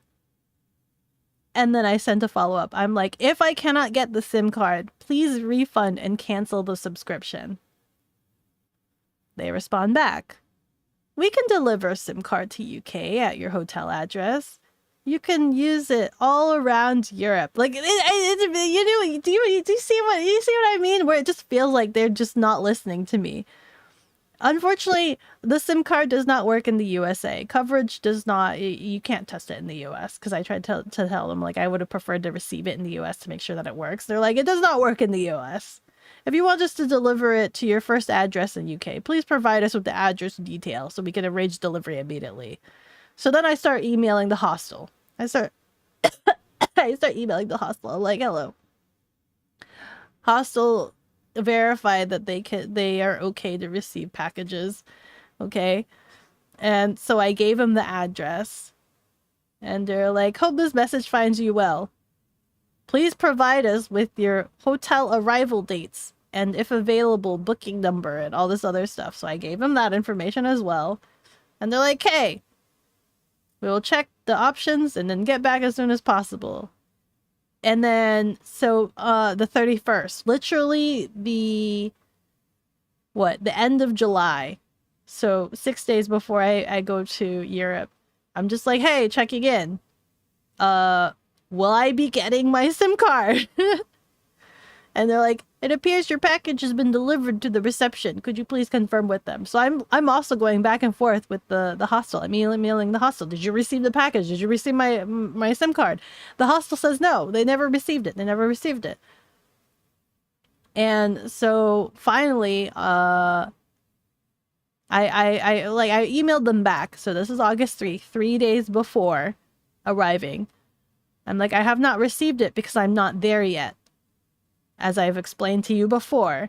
However, I emailed the hostel, and they are saying that they haven't received it yet. They said they do not believe they've received it in. They are asking, like, what courier. So they give me those informations. They're like, please let us know. Please ask them. Let us know so we could check with you again. August 7th. So I'm literally there in Europe. I'm like, hello, I just arrived into hostel. They have not received SIM card. I leave for a different hotel tomorrow, but I don't think you will be able to send in time for me to use for my trip. And then they start sending me email. They sent me an email. They're like, the package is delivered to the hotel and signed by you. Like, they say my name. They're signed by you. And then they show a picture. It shows a picture here, signed by, and then it says my name. And then there's a squiggly. There's like a squiggle, jagged squiggly. And I was like looking at this, and I'm like, yeah, a lot of people can sign, I guess. Anybody can sign, but it's not by me. And I'm like, hello, it is not possible to be signed by me, as I already informed you that I did not arrive until August 7th. And you state the parcel arrived the 29th, which is days before my arrival. So I did not sign for this. I never received the SIM card. The hostel never received the SIM card. I never got to use the SIM card. Kindly refund me and cancel subscription, please. Like I originally requested before you pushed that you could deliver it to me to use during my stay. So what, is that my third time? Is that my third time asking to cancel? So that's my third time asking to cancel and refund. Thank you for contacting. We can process for the cancellation for you. We want to make the delivery situation fixed too. According to our records, it has been delivered to your hotel address. Have you checked with the concierge or luggage store or the hotel that may keep it? Please advise us on updates. If there is no delivery for you, we can send a new one immediately, or we could provide you with the cancellation form. So still haven't given me the form yet. And I'm like, I asked the reception over email and in person. I even asked the surrounding buildings of my hotel. No one had the parcel for me. I am no longer in the area and cannot receive a replacement. I would like to receive a refund, in all caps, and cancel, in all caps, please. Fourth time asking. I was not able to use the subscription, so would like to receive my money back. Thank you. Please don't make me ask again. I already asked, please don't make me ask again. They respond back. Hello. We are sorry to hear that you didn't receive the package delivered. Could you please provide us with your next destination address? We will check the delivery options and arrange to send a new one.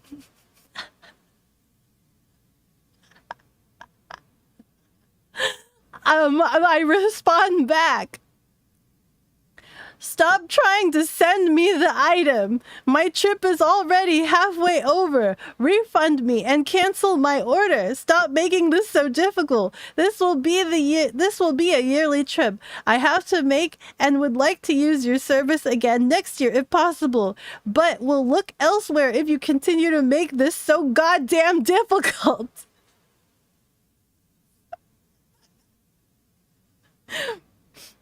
They respond. Hello. Our apologies for the delivery issue, but we have been trying to find a way to get the service to you. In order to cancel your subscription, you need to fill out this form. Finally sends link to form. I respond back, will I get a refund? They respond, yes, the refund will be processed once the form is filled. I respond, I have processed the form. Please process the refund. They respond, hello. Thank you for reaching out to us. We have received your request and will process the refund as soon as possible. Does your mobile support eSIM? We can provide you with a free 3-day trial of our eSIM so you can experience our services if it suits your needs. You can subscribe to our eSIM Plus plan for $59. There is no delivery required for the eSIM, and we can share the trial eSIM QR code with you immediately. Like, they're trying to sell this service to me. I'm already back home by this point, by the way. I respond, I was just charged for the subscription that I requested to cancel, so I hope you intend to refund me both the initial payment and the payment that was just processed, so that would be a total of $88. I require refunded back to me. Also, I returned back to the US last weekend, so I am unable to use your service for another year. If you had checked your forms, you can see that I did already end up having to buy your eSIM as a last resort. However, I still needed a physical SIM for my modem router, so had to keep buying a local SIM from every place I traveled to in Europe. Would have saved me so much effort and money if I had received your SIM card from the very beginning. So yes, I've already tried your eSIM, but it was the physical SIM that I desperately needed and very dissatisfied about. I beg you to stop trying to sell me your service. Cancel both subscriptions and refund for the physical SIM card I never got to use. This is like the 10th time I've had to beg and plead with you on this, which makes me never want to get your service ever again. If this is how you ignore the pleas of your customers, you can't fix what has happened. You can't try to sell me on a product I can no longer use to make me feel better. I will tell my experience to all of my peers and community members. You have a great product, but for the love of God, just stop. Refund me and just let me go. This is the worst cancellation experience I have ever had. That's my last correspondence with them. Sorry, you had to experience all of that. Gah. Let me see. Buh, buh, buh, buh. But they can fix this. Let's see. Bro, don't know personally, but you've heard bad things about gym cancellations. Breaking up with someone who doesn't want to accept you are married with children. They are trying way too hard to keep you on, threaten legal action, even if you never go through with it. They may speed things up. The thing is, I didn't want to be super rude, right? Because I don't know how things are done, like, in Europe, and I assume this is a Europe business or something. So maybe they're just like they're just different. I don't know. So I didn't want to be like full on Karen and just like freaking be outrightly rude to them. You know what I mean? I didn't want to like start twisting their arms because I don't know how they actually deal with that kind of stuff or whether they'll just like shut me out or ignore me. You feel some businesses are just uh predicated on just jerking you around at this point. I highly dislike modern business practices of forgery. Yeah, somebody just like squiggled and signed for me. Hello, Quad Cowboy, how you doing? If we just keep stalling, they'll just go away. Business. I demand a refund. What the WTF? Yeah. Get Belle on the phone to yell at them. It's unfortunate, but you've noticed lots of companies don't take women seriously. They don't know what gender I am. This is through email. They don't know what gender I am, and I'm using the email I'm using was the Tea Cake Productions. So for all they know, it was another business that they're dealing with.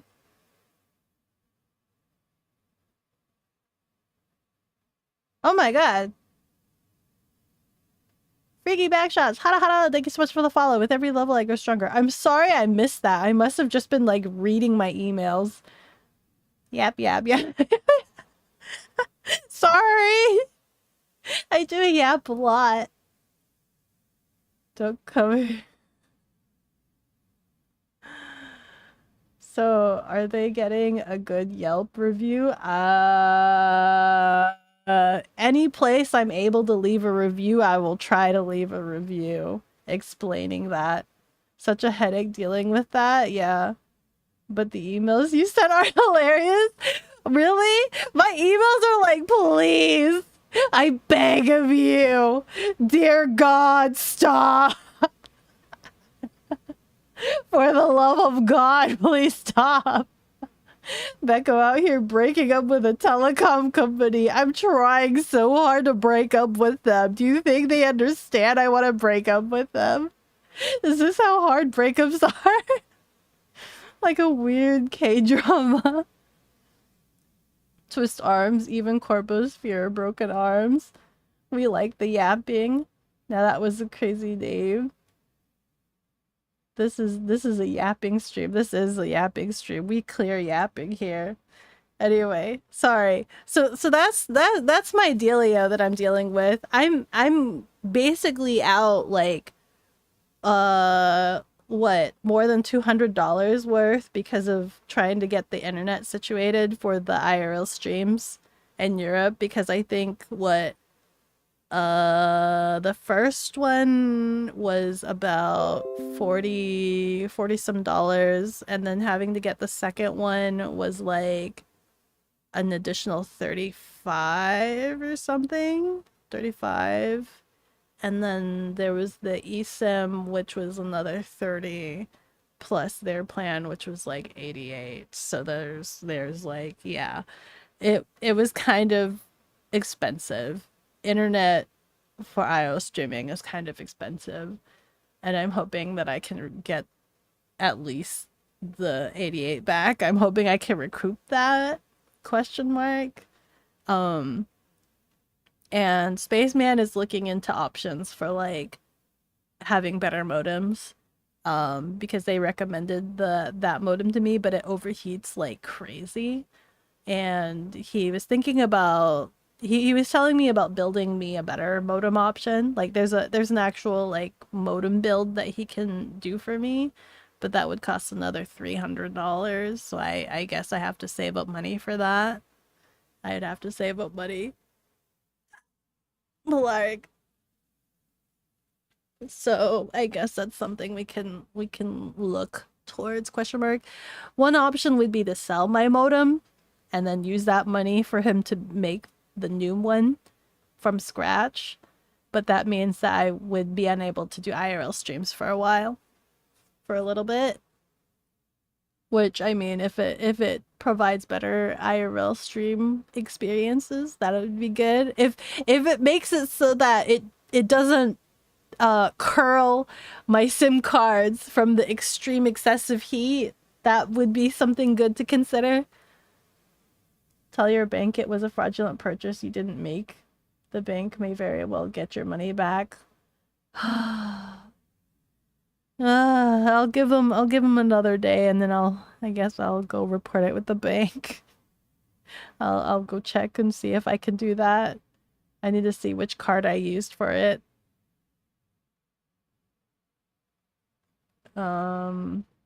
Let's see here. What else happened?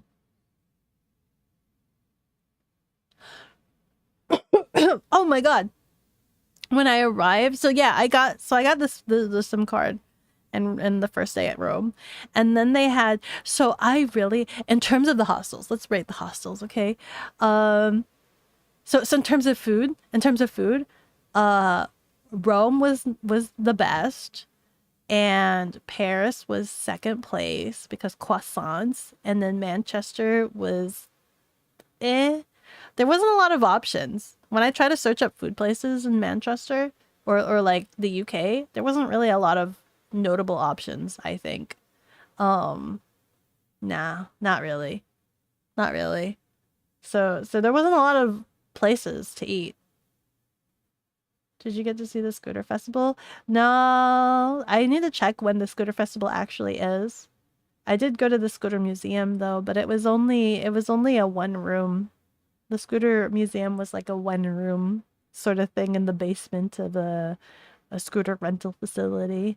So it was kind of cool. They had another exhibit that was in a hotel that I would have loved to check out, but the hotel was like, I think 40 minutes away or something. Was it a cool room? It was pretty cool. It was all right. There was a guest sign-in book, but I forgot to bring my Beko stickers, so I didn't get to stick the book. I bought a shirt though. I bought a shirt. I have to post pictures from the museum. I have pictures on my phone, so I need to post that for you guys so you can see everything. I've decided I want to try to design some more scooter shirts. Maybe you guys can get some Beko scooter t-shirts. So I want to try to figure out how to make cool scooter t-shirts so that there can be more scooter merch in existence in the world. Because I was looking at all of their scooter shirt designs and I'm like,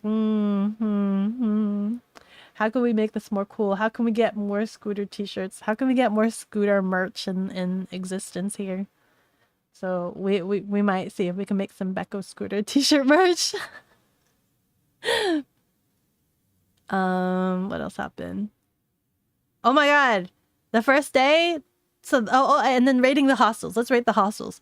So in terms of the hostels, I would say Manchester and Paris. Manchester is hard to rate because I didn't really stay there for very long. There actually wasn't a lot of amenities. There was no amenities. There was no amenities. It was literally just place to stay. A little room, place to stay. And then in the Paris hostel, the hostel I stayed at, I think it might be considered a party hostel because the first floor, the ground floor was literally a bar. It was a bar with giant, huge, big screen TVs. And the first day that I arrived, everybody was just hanging out in the bar, watching the Olympics. They were just hanging out and just partying and cheering and things like that. The whole ground floor was a bar. And then you go upstairs to the room and like the hallways are basically circled around the bar area, which is the base floor. So you hear all that cheering from your window. So it's cool in the sense of like the bars, the ground floor, like it's kind of cool in that sense, but it was also really hot. So it's kind of hard to enjoy because it was really hot and there was no AC. Um, it was a little dingy a little bit because like uh it was old. It felt old at least because like some parts of the floor was splitting. Um, it was a little bit less clean, I think. And then like the Rome one, the Rome hostel that I stayed at, oh my God, that was like the best hostel experience. That is like grade A, what I would love every hostel experience to be like, because they had like activities every day that you could join in on. It was very clean and it has AC. It had AC, guys. It had a outside hangout area, it had an inside hangout area. Zoom! Congratulations on surviving 6 months. Congratulations. Hi, hello, hello. AC, yes, and AC is always marvelous. Yeah, the AC skyrockets its grading up to like awesome superior grade A plus and all that stuff.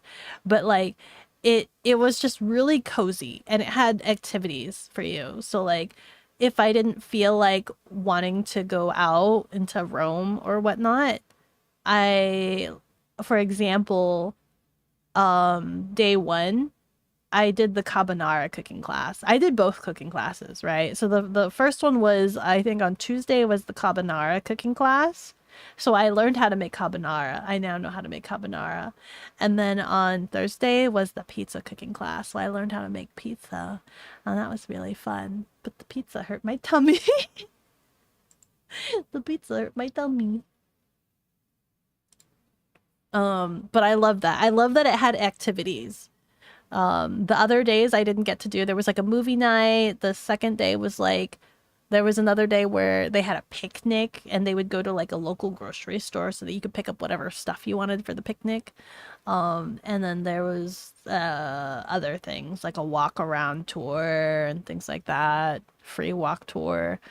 It was all really cool. I like that. And the guy that was like there that hosted all of those activities, he was like a matchmaker for people that like wanted to do outings. He was like, "Oh, so and so wants to go to this club and she doesn't want to go alone. You guys want to go? What are you guys doing tonight? You guys want to go to this club?" He was like a matchmaker. You bumped your stream deck? Is that what that is? Empty. Equip item. Oh, emptim. Equim. Equip item. I was like looking at Marco Polo. Macro. But yeah. It was really cozy. I used that vending machine a fair bit. There was a vending machine. After going out every single day, I would always constantly like go back in, like return in, go to this vending machine next to the kitchen and like get this energy drink like that starts with an E, like Equium or something like that. My God, it tasted so nice, especially after walking so much. Astro. Ah, thank you. The cat. Have a nice stream. I need to be able to wrap this up because it's getting close to Mogwai hours and I knew this was gonna happen. I knew I was gonna talk 5 ever because there's so much to talk about my experience with the Europe stream and trying to catch up with everything and you guys and whatnot. Um what else? There's a couple other things that like you guys didn't get to see on stream. So we did the carbonara. I wanna make authentic carbonara. So like I made I think my first day back in the US, I made carbonara. I kind of like Jimmy shifted makeshift carbonara with what I had in the fridge. I had leftover eggs and a couple slices of bacon, right? You don't use bacon, you use some pork cheek. You use pork cheek and whatnot, and then the cheese is different. The cheese is like a different kind of cheese, but I used what did I use? Parmesan. I use Parmesan, but they use like sheep cheese or something like that. Is Beko even old enough to be called a man? Ma'am, ma'am, ma'am, ma'am. Does it count if I ate sheep cheese? Ma'am. I've been a goat. I've played a goat. I'm a sheep now. Meh. Meh. What was I saying? Oh yeah, yeah. And I made the pizza. I kind of want to try making. Well, wait. Sorry, I want to make carbonara again, but I want to make it with the actual ingredients. So I need to figure out where I can find those actual ingredients in my local area. I was supposed to receive an email from the hostel for like the ingredients for like the recipe, but I never received it. Either that or I accidentally already deleted it. Think I might have accidentally already deleted it, but I might have to go message the. I can always just go message the hostel and be like, "Hi, can I please have the recipe?" I don't think I need the recipe. I could just Google it. Now that I know the process, I kind of could just look up the recipe. The pizza is a different story though. The pizza is simple.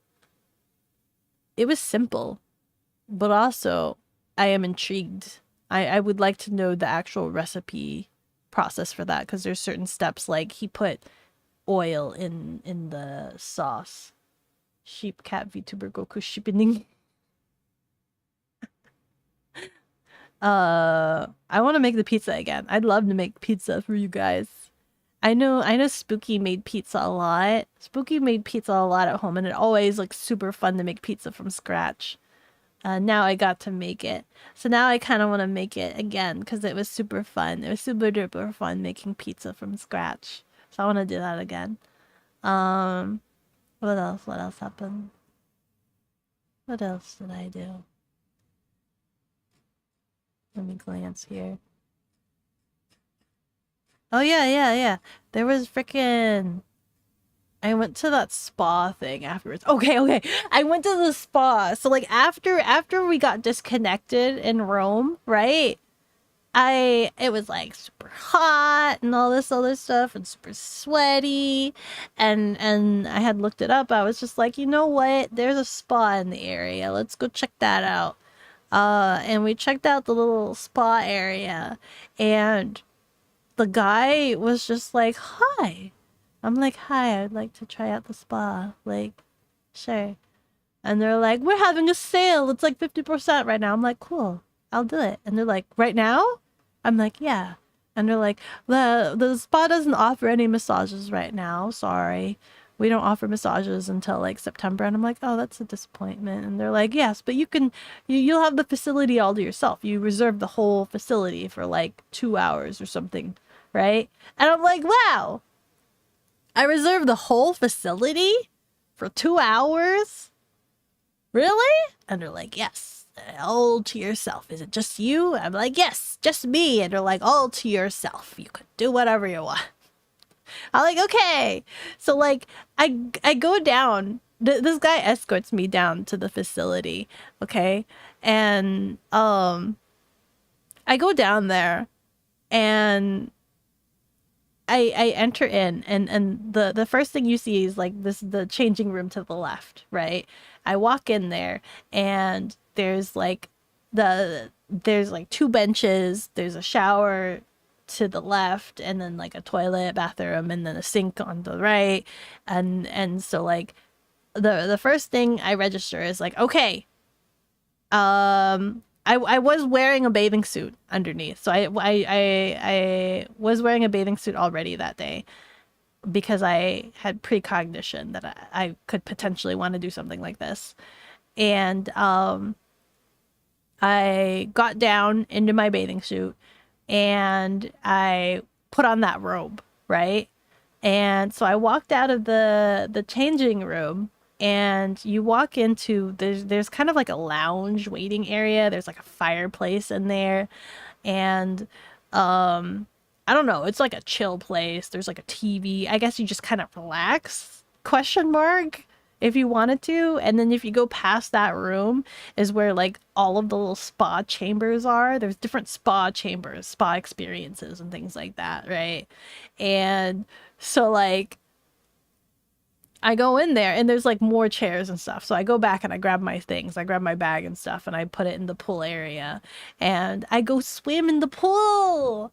Yay, what a nice experience after being out in the hot sun. Just kind of just like go dip in the water. It felt so good to be swimming in the water and things like that. And it had all of the soothing music and things like that. Oh my God. But also, wait. Let me first explain. When I was in the changing room, by the way, can I just say I felt like how do you say? You know those movies where somebody that doesn't know anything is suddenly thrusted into like positions or experiences of like luxury and they don't know what anything is or what anything does.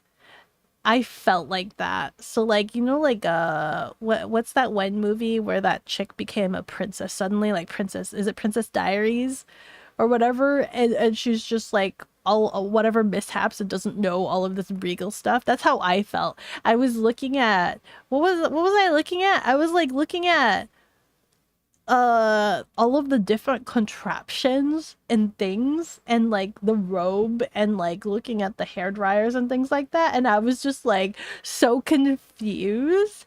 I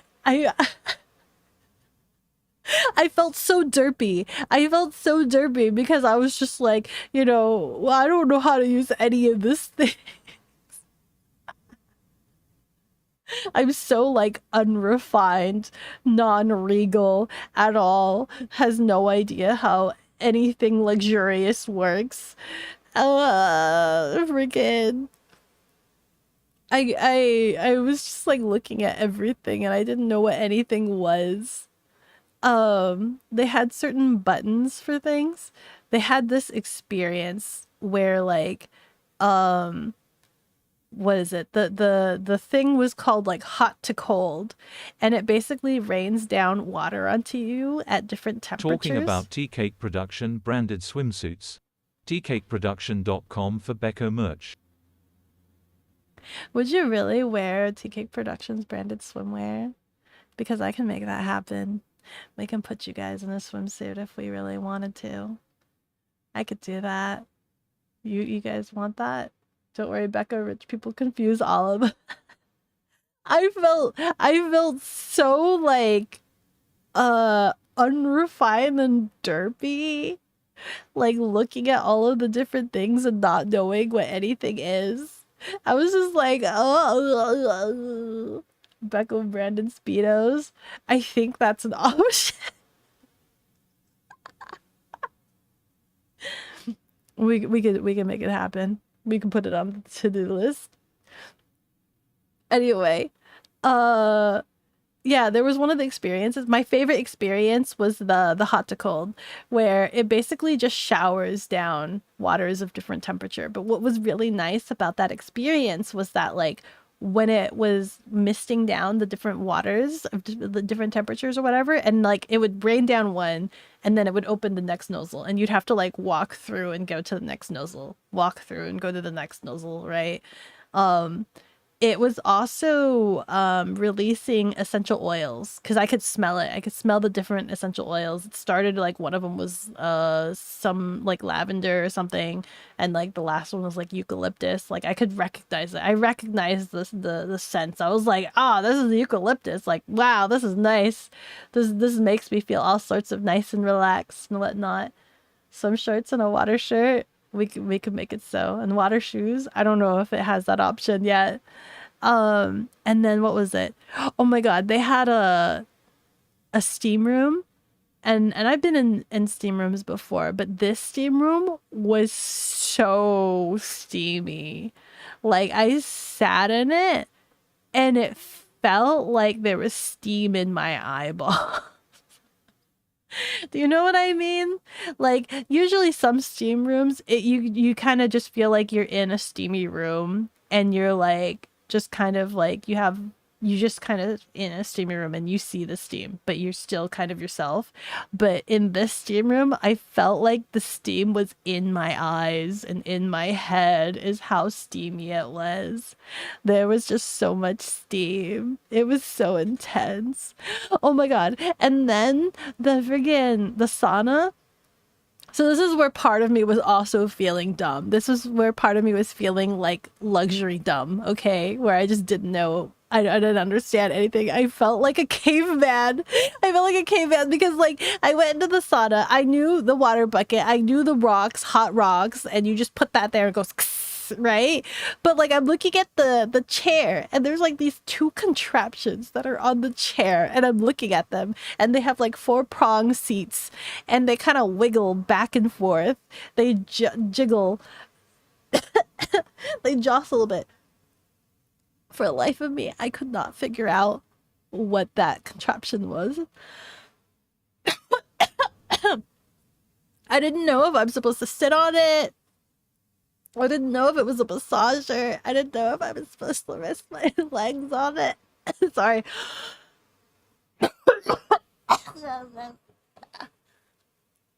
Pardon. Yeah.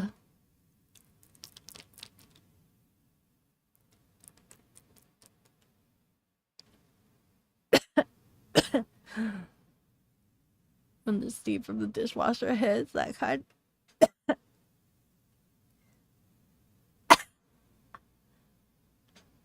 Oh God. Steam the cat. Make her fluffy as heck. Hold on, my throat is slightly seizing up on me from constantly talking.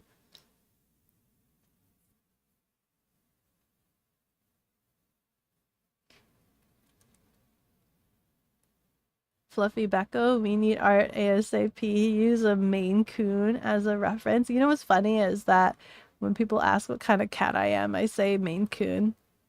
I know the tail isn't as fluffy as can possibly be, but that's what I'd like to be. If I were to be a cat, it'd be a Maine Coon. I like the fluffy tail. I don't like the skinny tail. You'd like a Beko branded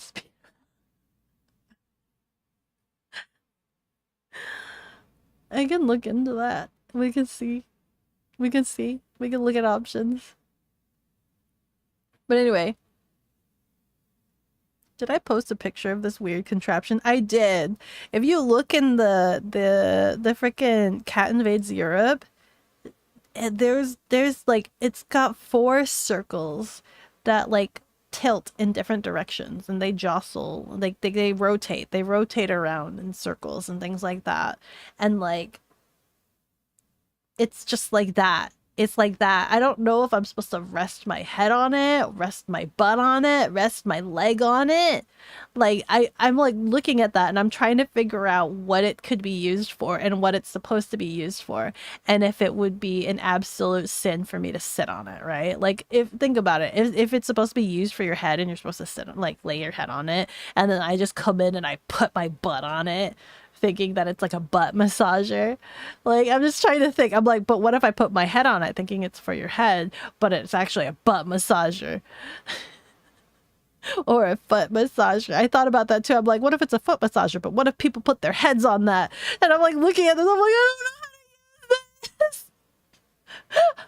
I don't know how to use this. Probably would be the first time you saw VTuber Speedo merch. Your confidence is inspiring. I'll still be using stuff with as much skin coverage as possible though. Same here, same here. I like being fairly modest, so to speak, you know. But yeah, so like I was just kind of chilling in the spa for the 2 hours, right? The last spa exhibit was like this weird ice experience thing that kind of really confused me. It's called like Ice Fall, and it's just like I couldn't tell if it was a room or just that square glass cube of ice falling and you just had to grab this ice and just smear it all over your body. I wasn't sure if I was supposed to get in that square container or if there was a secret room that I couldn't find for the life of me. But it was just like this cube of ice. There was just like this square container just filled with ice that would drop every so often. I couldn't tell. But yeah, that was the spa experience, and I just kept doing all of the different things over and over again. I would cycle between all of them, right? And at one point in time, I even thought to myself, I'm like, I have this whole room all to myself. I could literally just be doing all of this experiences naked. I'm like, if I wanted to, I could literally just be swimming in this pool naked. I could go sit in the steam room naked, in the sauna naked. It doesn't matter. It's all to myself, right? I'm like, I have this whole spa room to myself. Like, I'm all by myself. There's nobody here, right? I'd be there just all by myself. Right. I reserved the entire room. I reserved the entire room. I could just be there naked. And so, like, that's what I thought. Skinny dipping in another country. I thought that to myself, right? I'm like, whoa. I didn't actually do it. And so, like, when the 2 hours ended and I went back to the changing room and I was just, like, thinking about it, I was just like, oh no. I had come to the realization, right? I was wearing my bathing suit as my underwear. And I had gone swimming. And I needed to put regular clothes back on. But I didn't bring any spare underwear. All I brought was my bathing suit. And I was just like, oh no. And so I started thinking to myself, I'm like, man, I should have done the spa naked. So that way I would still have underwear. So where I was like thinking to myself, like, what do I do? Do I just not wear any underwear? Or do I just keep my swim clothes on and put my normal clothes? I didn't want to put my normal clothes on because I'm just like, it's gonna bleed through my regular clothes, and especially like my pants. It's gonna look like I wet my pants. I didn't want to do that, right? I was like thinking so highly of myself. I'm like, haha, I was already wearing my bathing suit because I could potentially do this spa excursion thing, right? And then at like towards the end when I was getting ready to leave, I'm like, oh, my foresight is shortened because I didn't think to bring spare underwear. Oh no. And so I undressed. I took a shower to like cleanse myself, get all the chlorine off and everything. And then I even like rinsed and like washed my bathing suit and stuff like that. And so like after I took a shower, I then proceeded to hang my bathing suit on these on these hangers, right? Two separate hangers. While wearing the second robe that was hung there for another person, because I had made my original robe that I was wearing super soaking wet because I was using it as a towel because I didn't see that there were towels in the changing room. So I didn't have any towel the entire time. I was just getting out of the pool and using the robe as a towel. So I wore the second robe while I was hanging my bathing suit, and I had a time limit, right? And there were these two hair dryers there.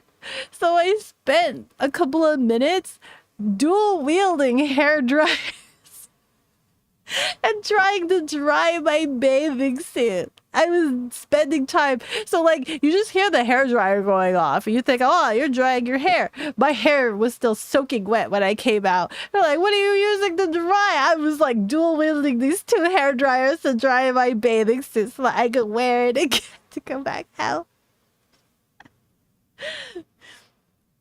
Complex calculation, I know. No spares, so you just used one underwear the whole trip. No, to the spa. I had multiple underwears. I just didn't bring it out. It's not like I go out walking Rome deciding I should bring spare underwear while walking the streets of Rome. Always shower after pools. Yeah. Bekoing all over the place. Friggin'. And then so while I was drying the bathing suit with the hair dryers, thinking to myself, I'm like, I really should have just done the spa naked, right? I was thinking that to myself. I was thinking so hard. I'm like, I should have just done the spa excursion naked. There was nobody here. I had reserved the whole place to myself. I was by myself. Nobody was there. I'm like, I should have just done it naked. Right? And so like I finally get dressed and I go out to the front reception and the guy greets me again. And he's just like, "Hi, how did you enjoy your spa?" I'm like, "I really enjoyed it. I liked it." And he's like, "That's great." I uh I was just like, "But the pool lights didn't work." He's just like, "What? It didn't work? Would you like to stay another 30 minutes?" He was offering me more time to stay in the spa. I was like, "For real? Are you sure?" He's like, "Yeah, like it's not busy right now. You could really stay as long as you want if you really wanted to." Right? I was like, "Oh," I was like, "I did." So like he was like, other than that, like was your spa good? Like, did you have a good experience?" I was like, I did enjoy myself. And he's just like, "Good, yes, you look like you did." But he said that, right? And immediately I was just like, "What?" And I looked behind the counter, like in front of him. I kind of glanced behind him and I looked at the monitor and I looked at the screen and I kind of looked at it and I was like, I couldn't tell if he had cameras in the spa. I couldn't tell. I couldn't tell. I did see like colored lights, which were like the spa had many colored lights in there. I saw the screen was like a security camera feed, and there was like all different like feeds on the screen, and some of the feeds had like different lights, and I was just like looking at it, and I couldn't register in my brain. I couldn't figure out if it was a security feed for the spa room. I couldn't figure it out. But in my head, I was just like,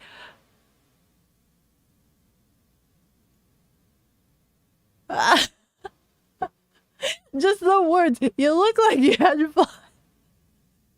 I'm like, "What?" like, no. Please don't say those words after I was just contemplating doing the spa experience naked. What the fuck are you talking about? Yeah, don't fucking say that to me. Luxbur. Hello, thank you so much for the follow. With every level I grow stronger.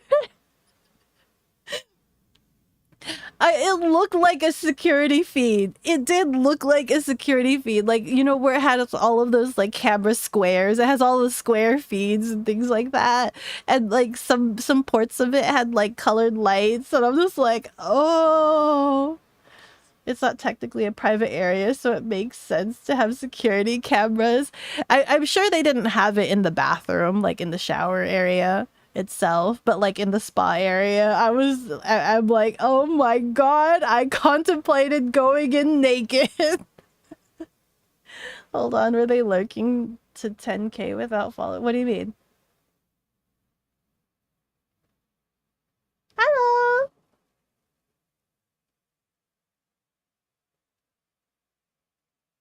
Lurking? Lurking? Yeah? Me? What? Oh my god, wait! Is that what you mean? Is that how much the not family friendly cost? Hello, welcome in. They just followed after already getting 10k points. Thank you so much for being a dedicated lurker. I appreciate it. You just had to wait till I talked about wanting to do a naked spa excursion to follow. which means they were here for long since following ups points. Oh my goodness. You once did a 200k redeem in a channel you had only lurked, removed VIP from someone. Oh my god. How much you in a total? No, that's crazy. If the cameras were there though, it would be so crazy. It would be. If I go again, I might have to like look again at the monitor to see if it was actually the room.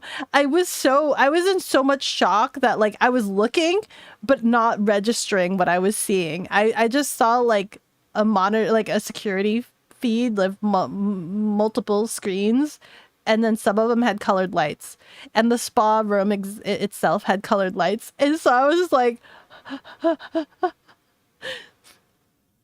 so yeah, that was that spa event. That was that excursion. And then I went back, and then I think the day after is when I did the pizza cooking class.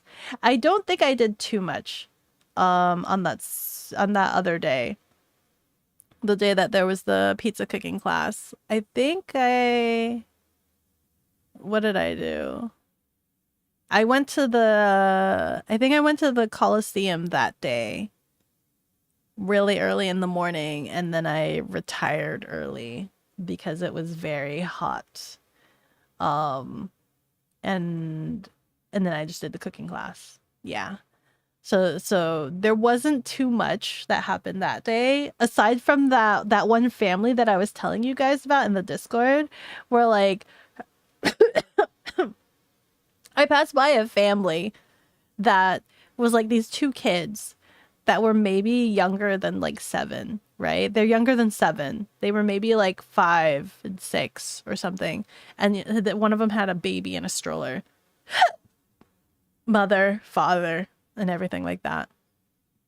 Both kids were red in the face and super tired. It's 100 degrees outside. There's no shade whatsoever. They're walking uphill to this Coliseum and whatnot, and they're just all complaining. They really want to go back. They don't understand why they're there. They're just looking at rubbles and buildings, broken down buildings and things like that. They don't understand why they're there. And the dad is just like a sportsman, kind of pep talking them like, you want to be in the NBA, right? This is good exercise for the NBA. He's talking to a 6-year-old boy. You want to be in the NBA, right? This is good workout. This is good workout to prepare you for the NBA. Come on, keep it up. We'll keep walking, right? and like he's just like complaining about the girl, like, keep it up, stop like stop lagging, like go, keep walking sort of thing.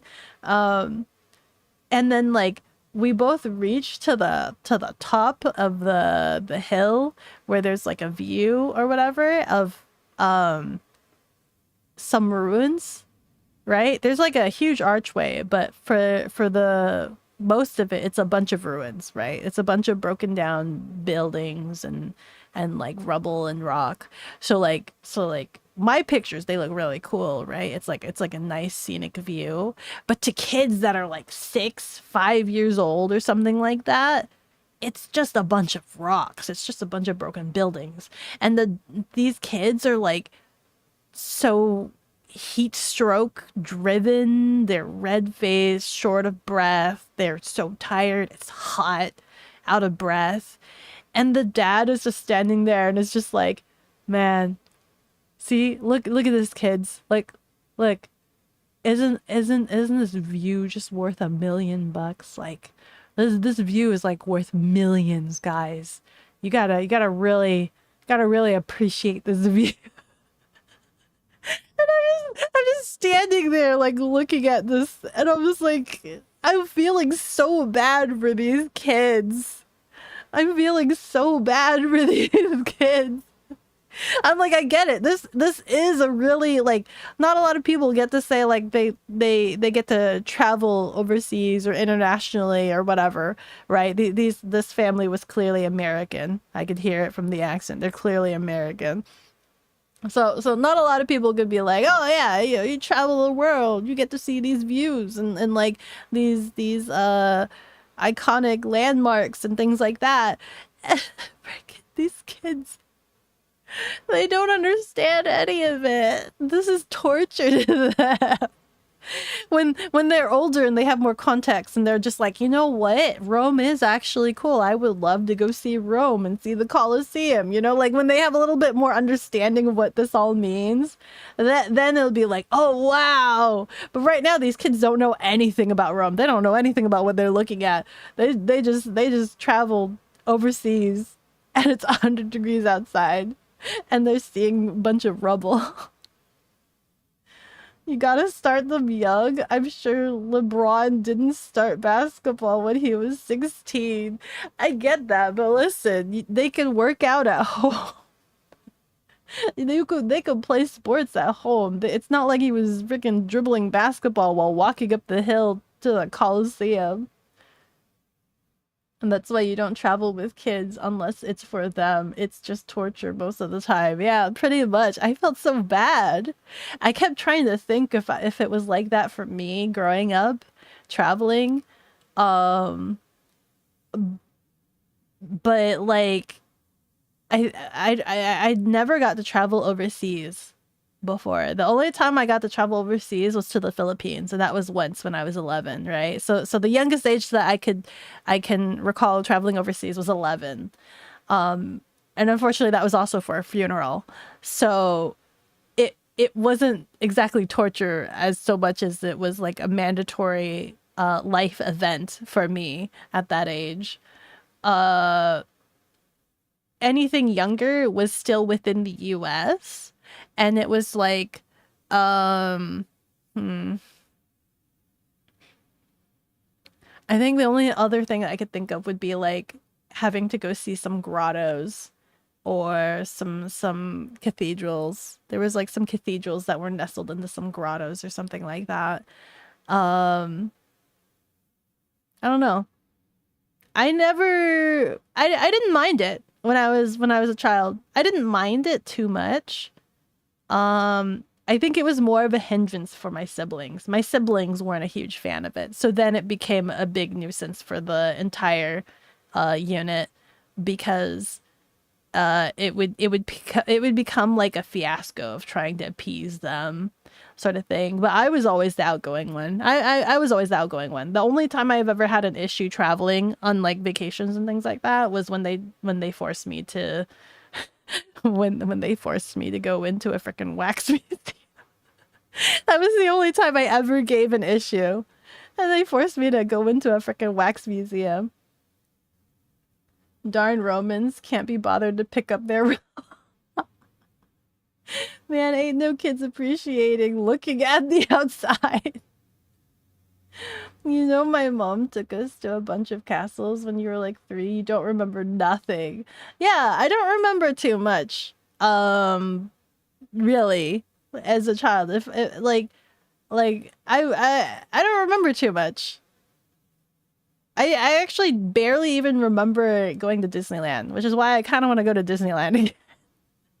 But it's so expensive. I hear it's like really, really expensive now. I don't understand how we went to Disneyland as children, now knowing how expensive it is right now. Like knowing how expensive Disneyland is right now, I have no idea how we went as children, as many times as we did.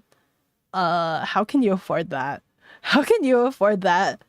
Just going to Disneyland now is like almost the equivalent of going overseas, I think. You've been to Oregon? That's plenty of travel for you. But it's not that different, though. Weird sense of deja vu. You've never even touched a plane. The flight museum wouldn't let you. Oh, you can't touch any of those planes? Oh my god. Mixture of things, mostly. Although I guess it's a good thing that they don't let you touch the planes. Can you imagine having all those grubby fingerprints all over those planes in the museum? Your dreams of Legolands were crushed by cost. Does Legoland still exist? I watched a mini YouTube documentary explaining why Lego is so expensive. Because it is. Lego is so expensive. Why is Lego so expensive? And then, like, they're explaining that buying Lego kits is still about the same as it was back in the day. The only reason why it's more expensive is because they give you more bricks. Like, they have more pieces to them. It's like 11 cents, 10 to 11 cents per brick. But, like, you're buying a kit that has 7,000 pieces. And that's why it costs like $800. It's made with oil. Lego's made with oil. That's why it's so expensive. Yeah. So that was like the other day in Rome. Wait till you get to the last day. So like on the very last day of Rome, right? I was already starting to get sick. So I didn't imagine that I would go out too much. I did get to have some pizza. So I got to have like a one bit of everything, right? I think I got to have a gelato. I got to have a different gelato than the one from the rude guy, which I liked the second gelato. The guy was so nice. The second gelato that I had was this place called like, it was like pistachio, like green pistachio. I forgot what it was called, but it had this whole motif of like the green scooter was its mascot or motif slash mascot, and you go inside and like it like specialized in pistachio. It has like this green minivan that was like its register. Like literally they took apart a green, I don't even know what you call it, like bean van or something. They had to go open the front door so that they could access the cash register for it. It was so cute. I loved it. That is my favorite gelato. Screw the other place.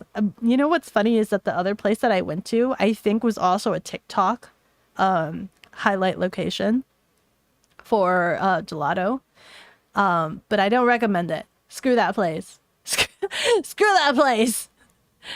It did have, the first place had, I tried the dragon, I think I tried dragon fruit or whatever. That was okay. The other flavor I had was kind of meh, and then meh macarons. So probably all over.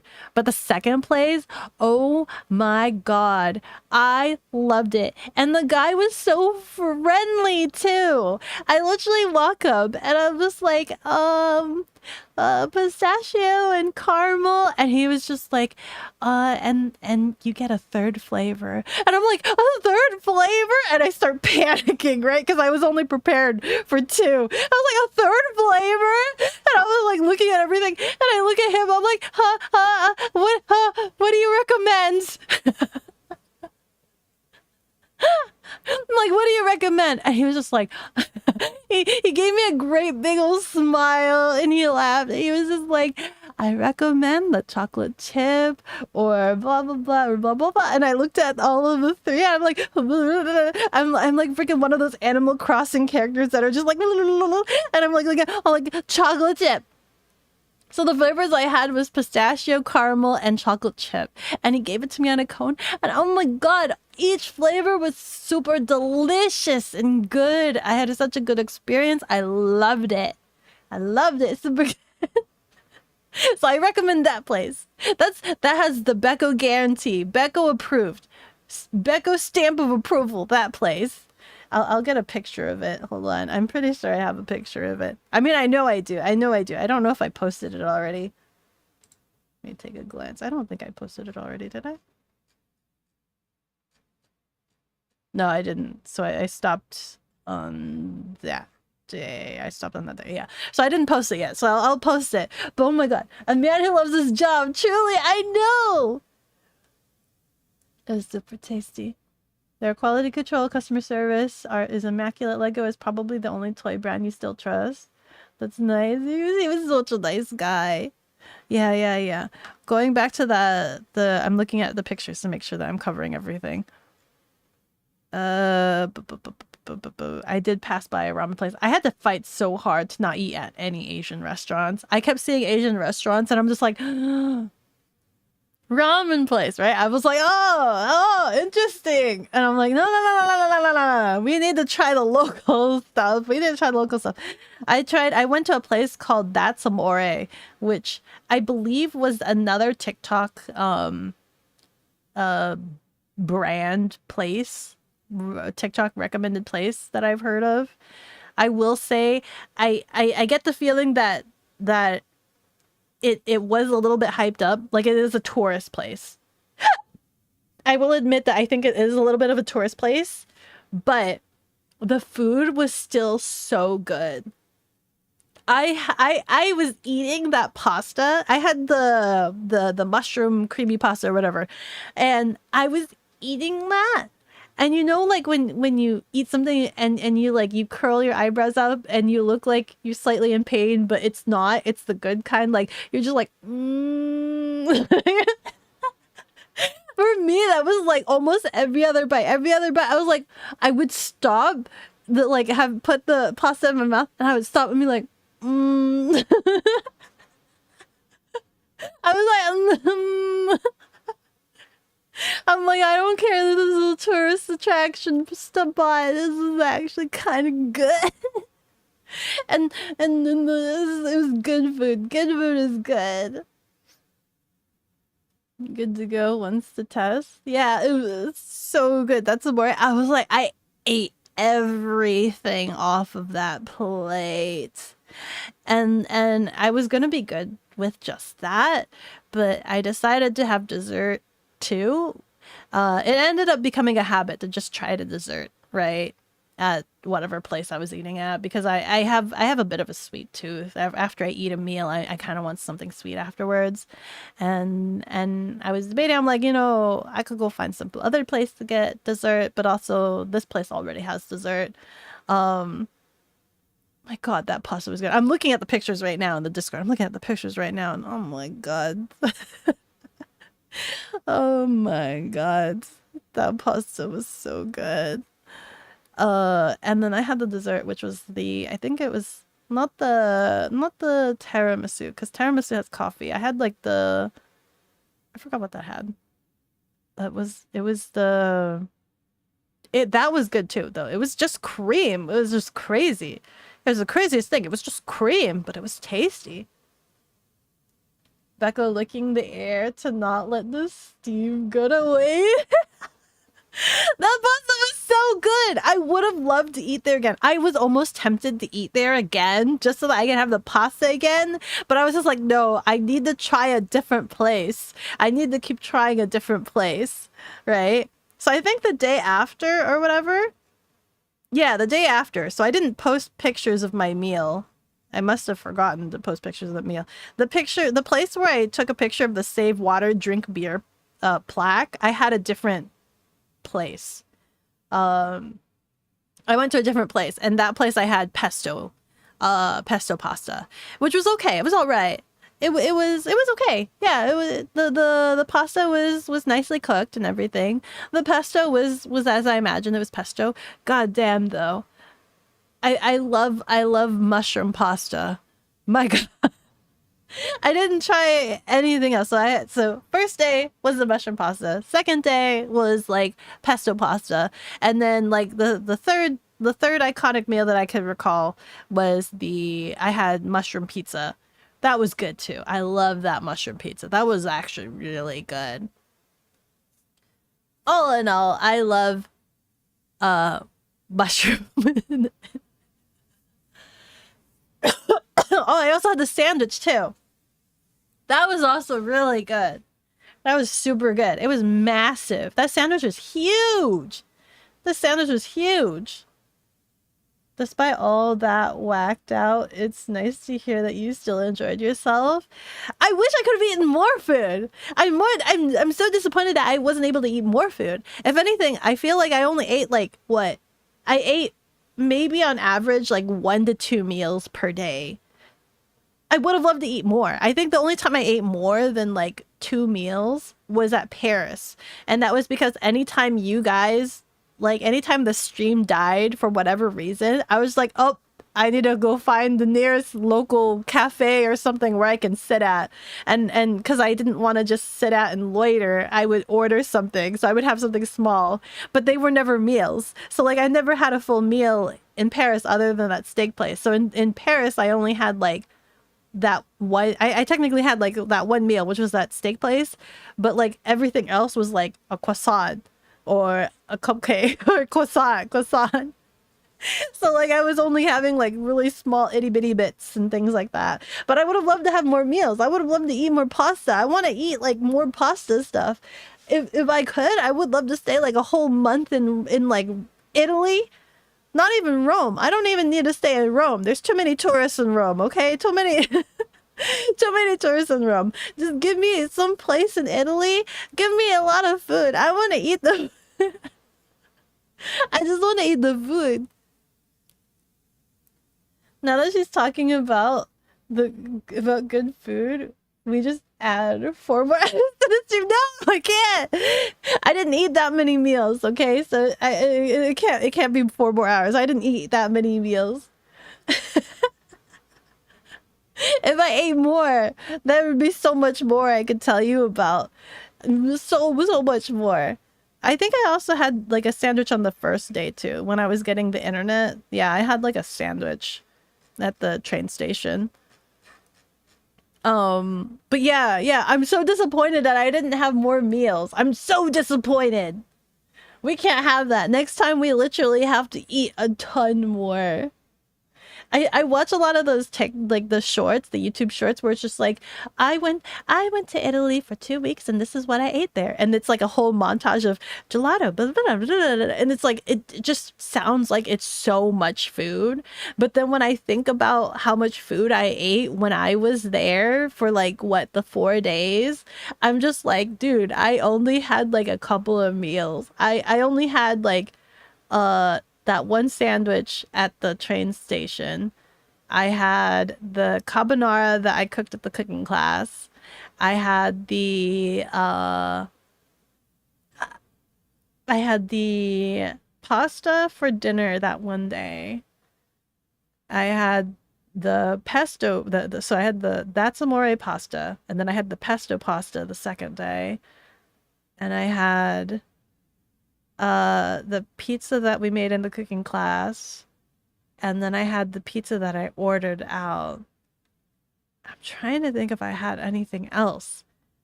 I feel like I'm missing some meals. Like that doesn't sound right. Like that sounds like I had days where I literally didn't eat anything but dinner.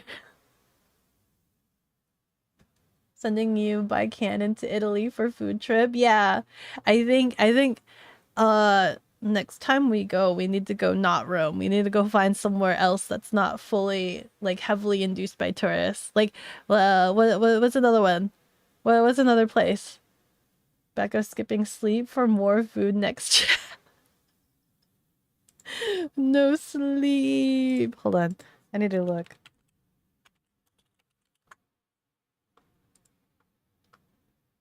What's another good place?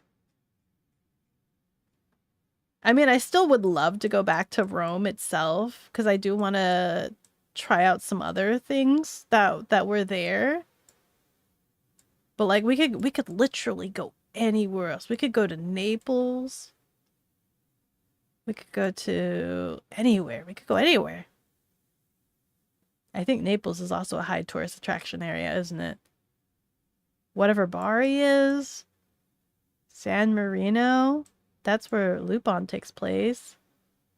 Florence. We could go to Florence. Heck, we could even go to Venice. Right? Wait, am I allowed to go to Venice? Hold on. I think so.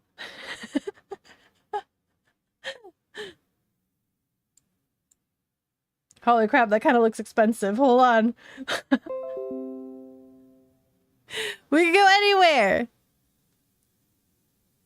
Also, I found out where all the French people went when they were escaping France or Paris for the Olympics. I think a bunch of them went to Italy. I think a bunch of them went to Rome. there was an alarming amount of French people in Rome. But yeah. Anyway, moving along. From what you've heard, Florence has a dog poop problem. Uh-oh. Really, Florence? I don't know what Florence is like. I'll have to look up. We'll look up. We'll pick one place. So next year, instead of going to multiple places, we'll pick one. We'll pick one place. And we'll do research. We'll do research about it. We'll look into it. So we'll be better prepared than like trying to plan a trip at like 2 months before it happens. Naples. We gotta look up good food places. We're gonna look up food places. But yeah. I want to eat more. I want to eat more places. The pasta is so good. It kind of makes me want to try to eat some pasta places local here and see if I can fill a void. I want to fill a void. Anyway, the last story that I want to tell about the Europe trip obviously was like the last day where I was starting to get sick and everything. Hold on. Did I see? I think I saw someone message.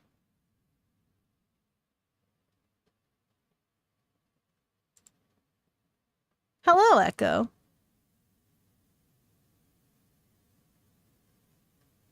Wander Kusanagi. Hello, did you find an echo? I am an echo, quite indeed. Why didn't that chat show up on my... I have my phone open. That's coming from the... short. Weird.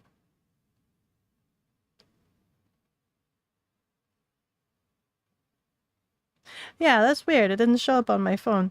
Anyway, hello, Wander Kusanagi from YouTube Short, and hello, Echo. Hello.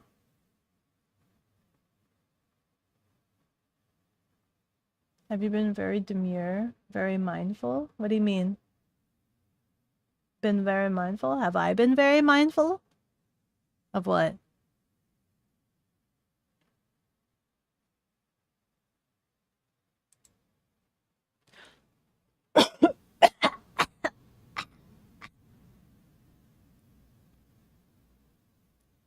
Hold on.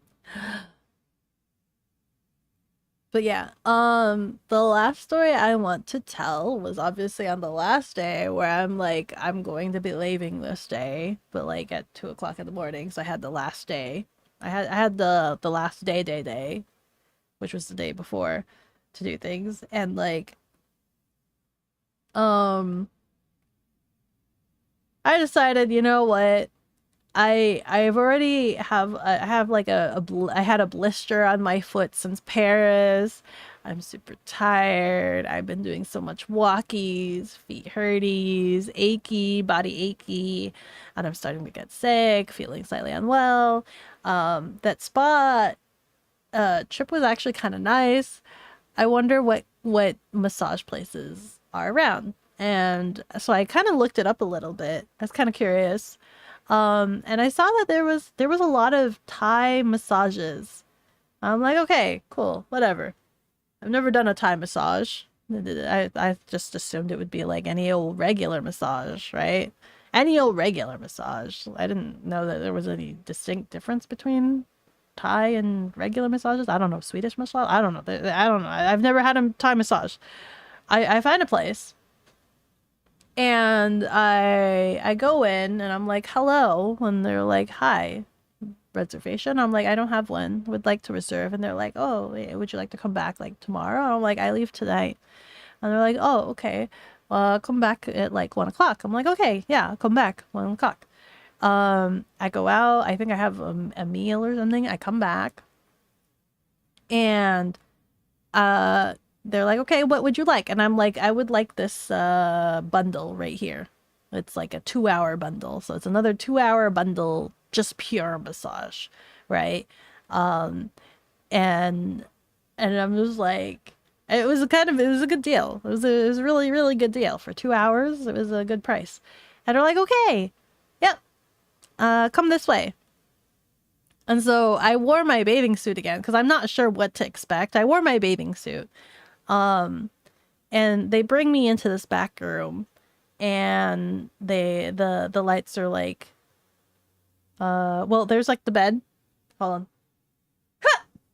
Okay. So they bring me in their room. There's like a flat laying table, paper on top of it. They like punch a hole into the place where the face is supposed to be so that I could breathe through the paper. And then there's like a sink on the other wall to the left and a shower. But it's just a square room. There's like a chair to the right of the entrance, and that's where I place my bags and things like that. And I kind of stand there, and the lady puts 3 things on the massage table. She puts a towel, and she puts 2 tiny things that are wrapped in plastic. Okay. And I'm looking at these tiny things, and she's like, these here. I'm like, okay. And so I pick one up, which is this long, kind of scrungly looking, like, wormy doohickey thing, right? It's like a scrunchy worm, really long scrunchy worm. And she's like, she points to her head. She's like, it's for your hair, head, right? For head. And I'm like, okay, I get it. I think it's like a scrunchie. I'm like, okay, I get that. So I put that down. And then I pick up the other one, which is like the small, I don't even know what it is. It's wrapped in plastic. And she points down, and she's like, points down, that. I'm like, okay. And in my head, I'm like, okay, these are like feet sockies things, right? Like little booties when you go into like houses and they give you like paper booties, disposable paper booties, right? And I'm like, okay. And she's like, cool. And so she leaves me, or she's about to leave, and I ask her, I stop her. I'm like, I'm pointing myself. I'm like, is it okay if I dress down? I'm wearing a bathing suit, right? I'm wearing a bathing suit because in the reviews or whatever in the website, I read that they ask participants to wear loose-fitting clothes, right? That's what they say, loose-fitting clothes. So I'm thinking, I'm like, okay, they'll massage through the clothes, but I didn't want to freak this woman out by dressing down to my bathing suit if they're expecting me to keep my clothes on, right? If they're expecting me to keep my clothes on, I didn't want to freak her out by being like, I'm gonna dress down to my underwear bathing suits things, okay? And she's like, yes, yeah, dress down, okay, dress down.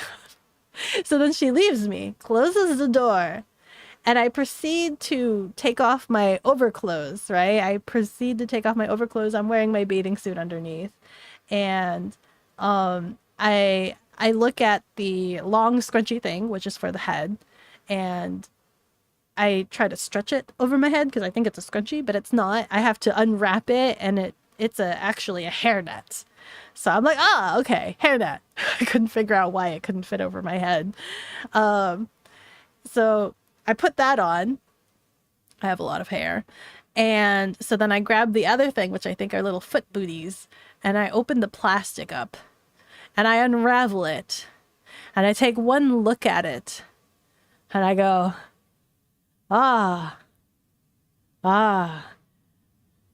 we're getting one of those massages.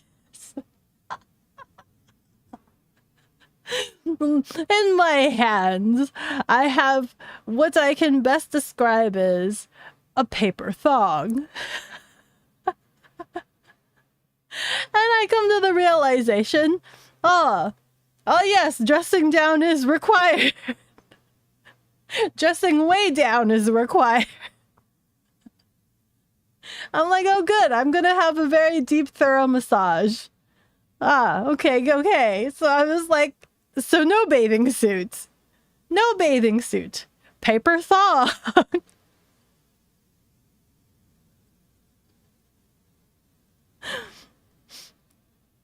Paper thong. this is I just could not stop laughing at the sight of this paper thong in my hands. So I dressed down and I put this thing on. It doesn't even really cover anything. It doesn't cover it doesn't. It doesn't. It doesn't cover anything. Get on this table, put the towel on my butt. And eventually the lady comes in and so she proceeds to start with the massage. Pretty no, I won't even start with that sentence. I was about to say pretty normal massage, but no. The first I don't see any of this, right? Because the lights are kind of dimmed or whatever, and I have my face down. But I can still hear and feel the movements happening on the table, okay? And the first thing that so the first thing she does is like she tugs on my feet and she like presses on them a little bit. And then proceeds to mount the table. I can hear her basically like she has proceeded to climb up onto the table and is squatting above me and is just like pawing at me with her hands while squatting on top of me. Because I can hear her. I can hear her like having gotten up onto the paper table. I can hear her feet on the table, or on my sides, at my sides, I guess. And she's just like, yeah, she's just up upon me. At certain points, right, where she's like massaging either my back or my legs, depending on where she is, I can feel light brushes of her butt against my butt.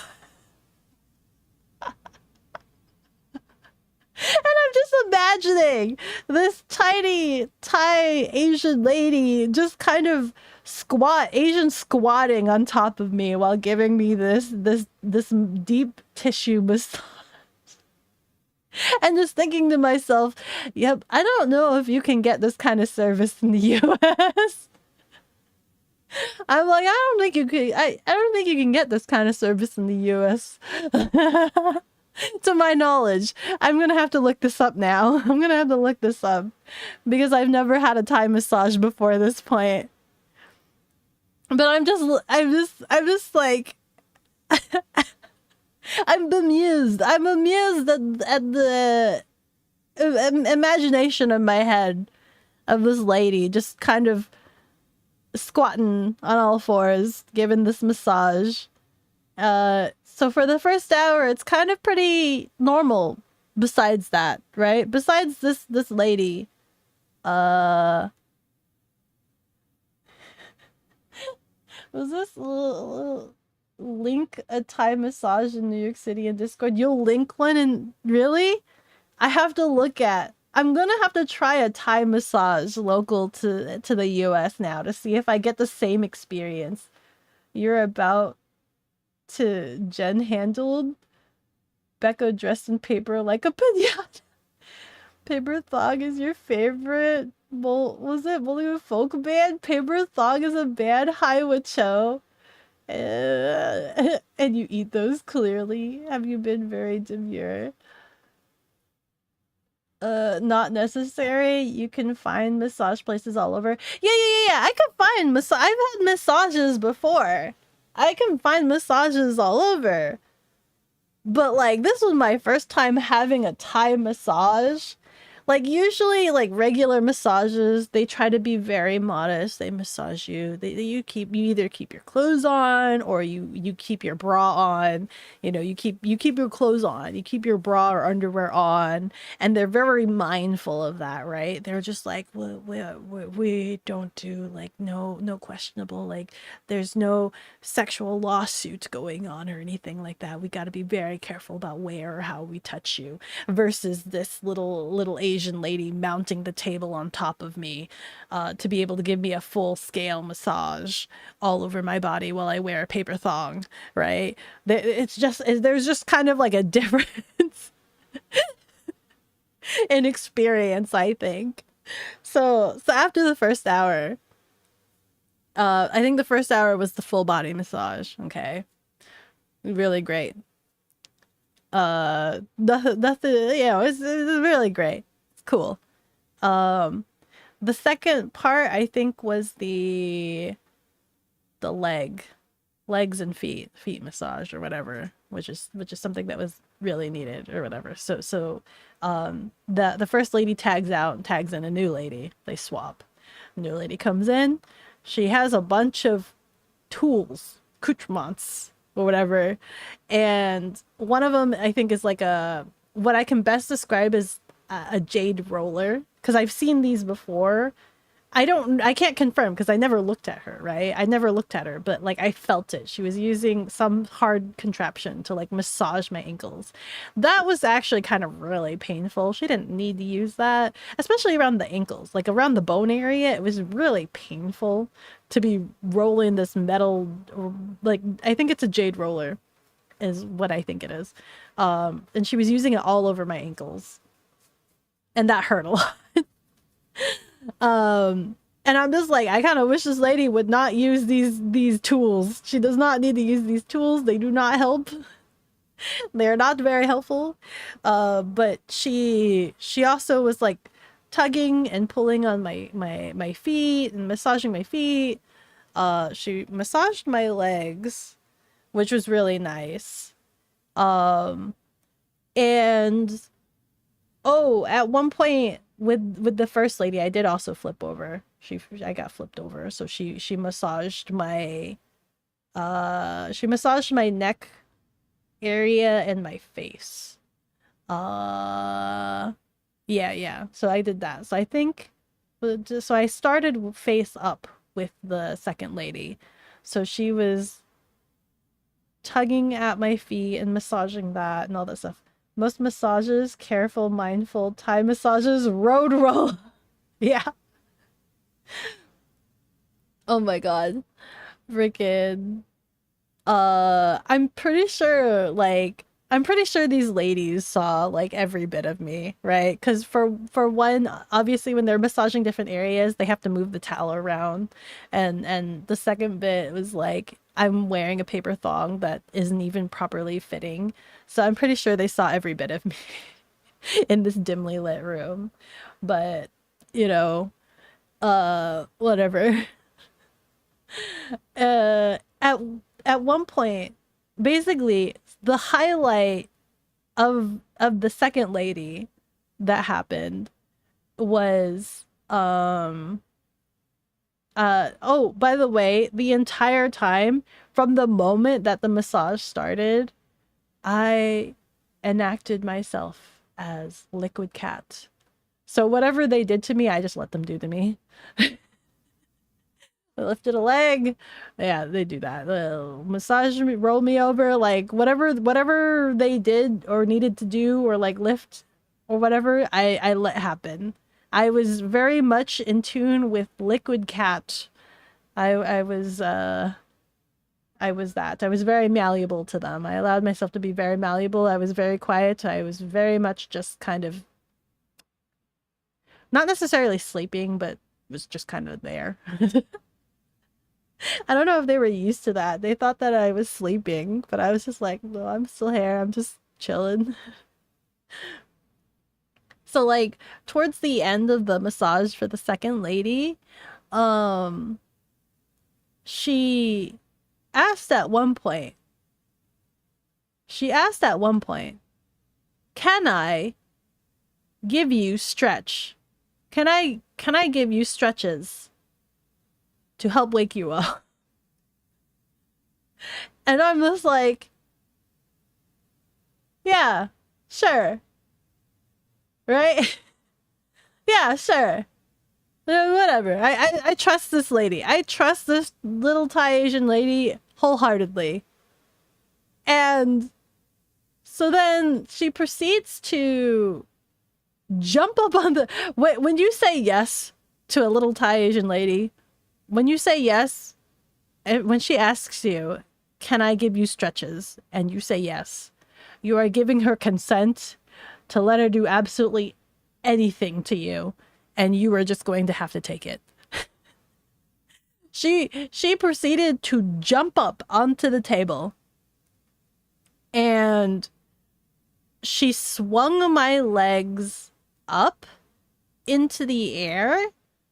So, like, fully bypassing the towel. The towel is now just kind of slipped between my legs, and my legs are now up in the air, and she's just kind of like pressing it up against me in the air, and she's pressing her whole body against my legs, and I'm like, okay, this is a good stretch, I guess. I'm very flexible. I don't think she was very I don't think she was expecting to be very flexible, but after realizing how flexible I was, she kind of went ham on me, and was just kind of like maneuvering me in such like pretzel weaves that like at one point, after lifting my legs up into the air and giving me that stretch, she then like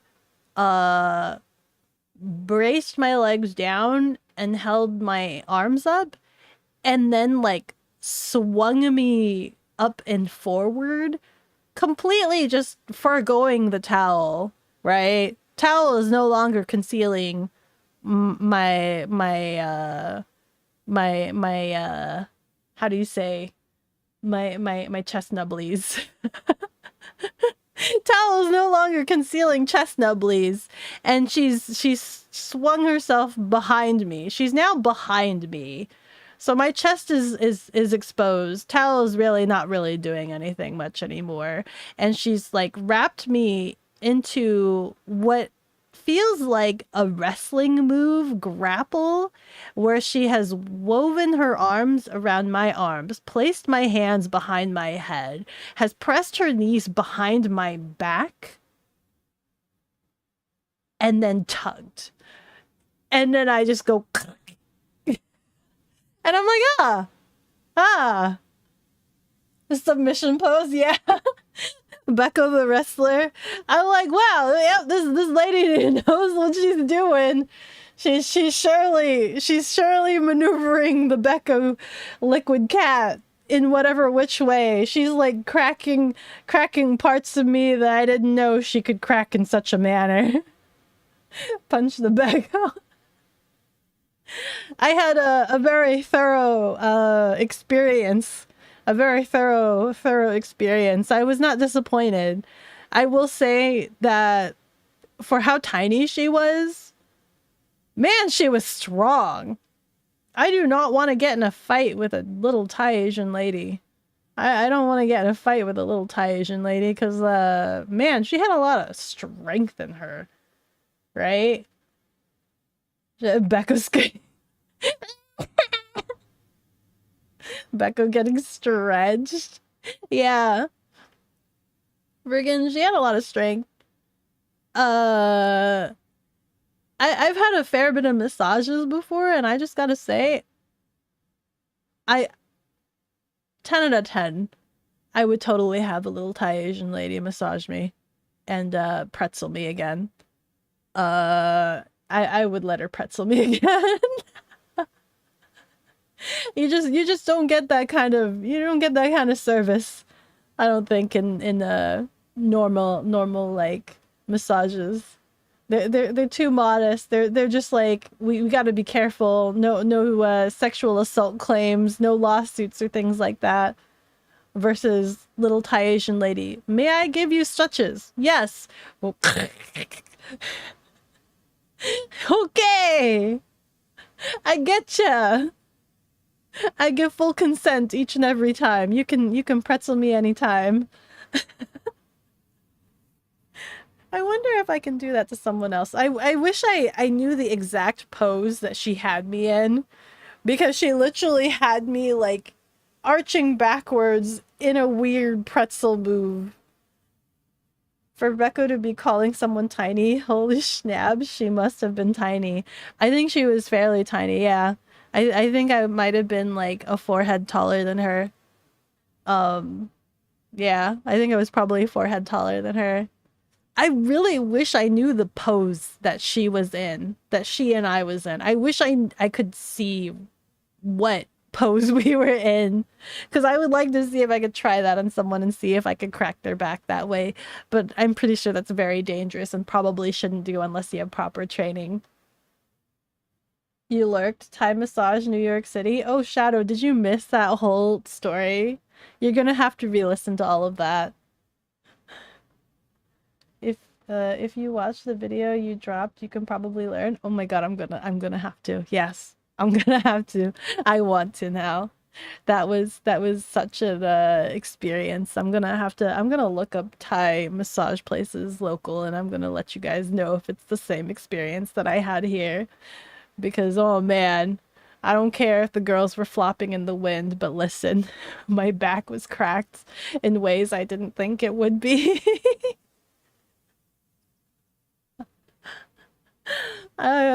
Parts of me were cracked I didn't think could or would. Anyway, I'm hungry. It's Mogwai hours. I hope you guys enjoyed all of that recap.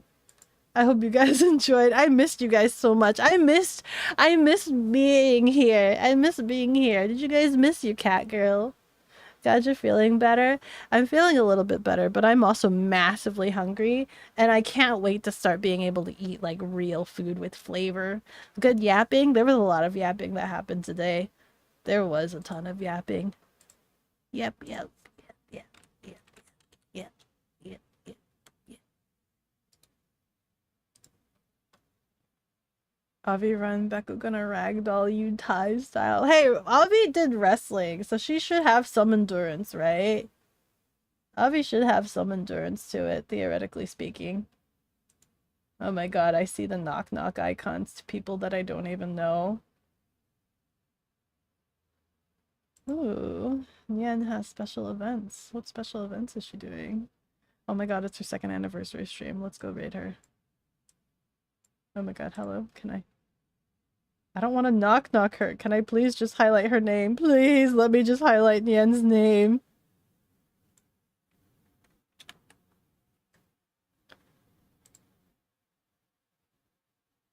Okay, let's see here. It's nice to have you back. Hope you get better soon. Hopefully. I think it should take maybe another 3 more days before I'm like 100%. What's the knock feature? It makes it so that you're what I assume happens is that like you call them via Twitch ?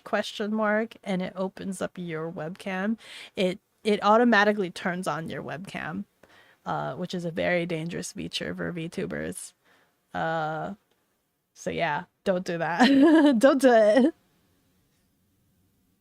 That sounds so stupid. Yeah, everybody's been complaining about it. Everybody's been complaining about it. It's supposed to try to help with collabs.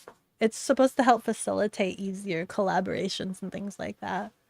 But it makes it so that like by default you can knock knock anybody that you're following. So you don't even have to be mutuals. You don't even have to be friends. It could be some like massive streamer that you don't even know, and you could possibly like spam them knock knock knock knock knock knock or whatever. So yeah, that's a problem. You have to make sure that you turn that off or whatever. I think I've turned it off so that only my favorites have access to knock knock me, but like I don't know who my favorites are. Who would use that? I don't know. They need to get rid of that. Yeah, they do. They do need to roll it back. It's pretty bad. Anyway, let's go raid Nian.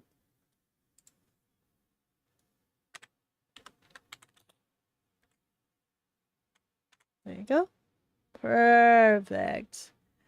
I'm kind of glad that it looks like the bitrate didn't die at all during the stream For anybody that doesn't know, I am not using Restream right now. I'm streaming straight from my OBS directly to Twitch, streaming to YouTube and to YouTube Shorts. So I'm streaming vertically as well. Ooh la la.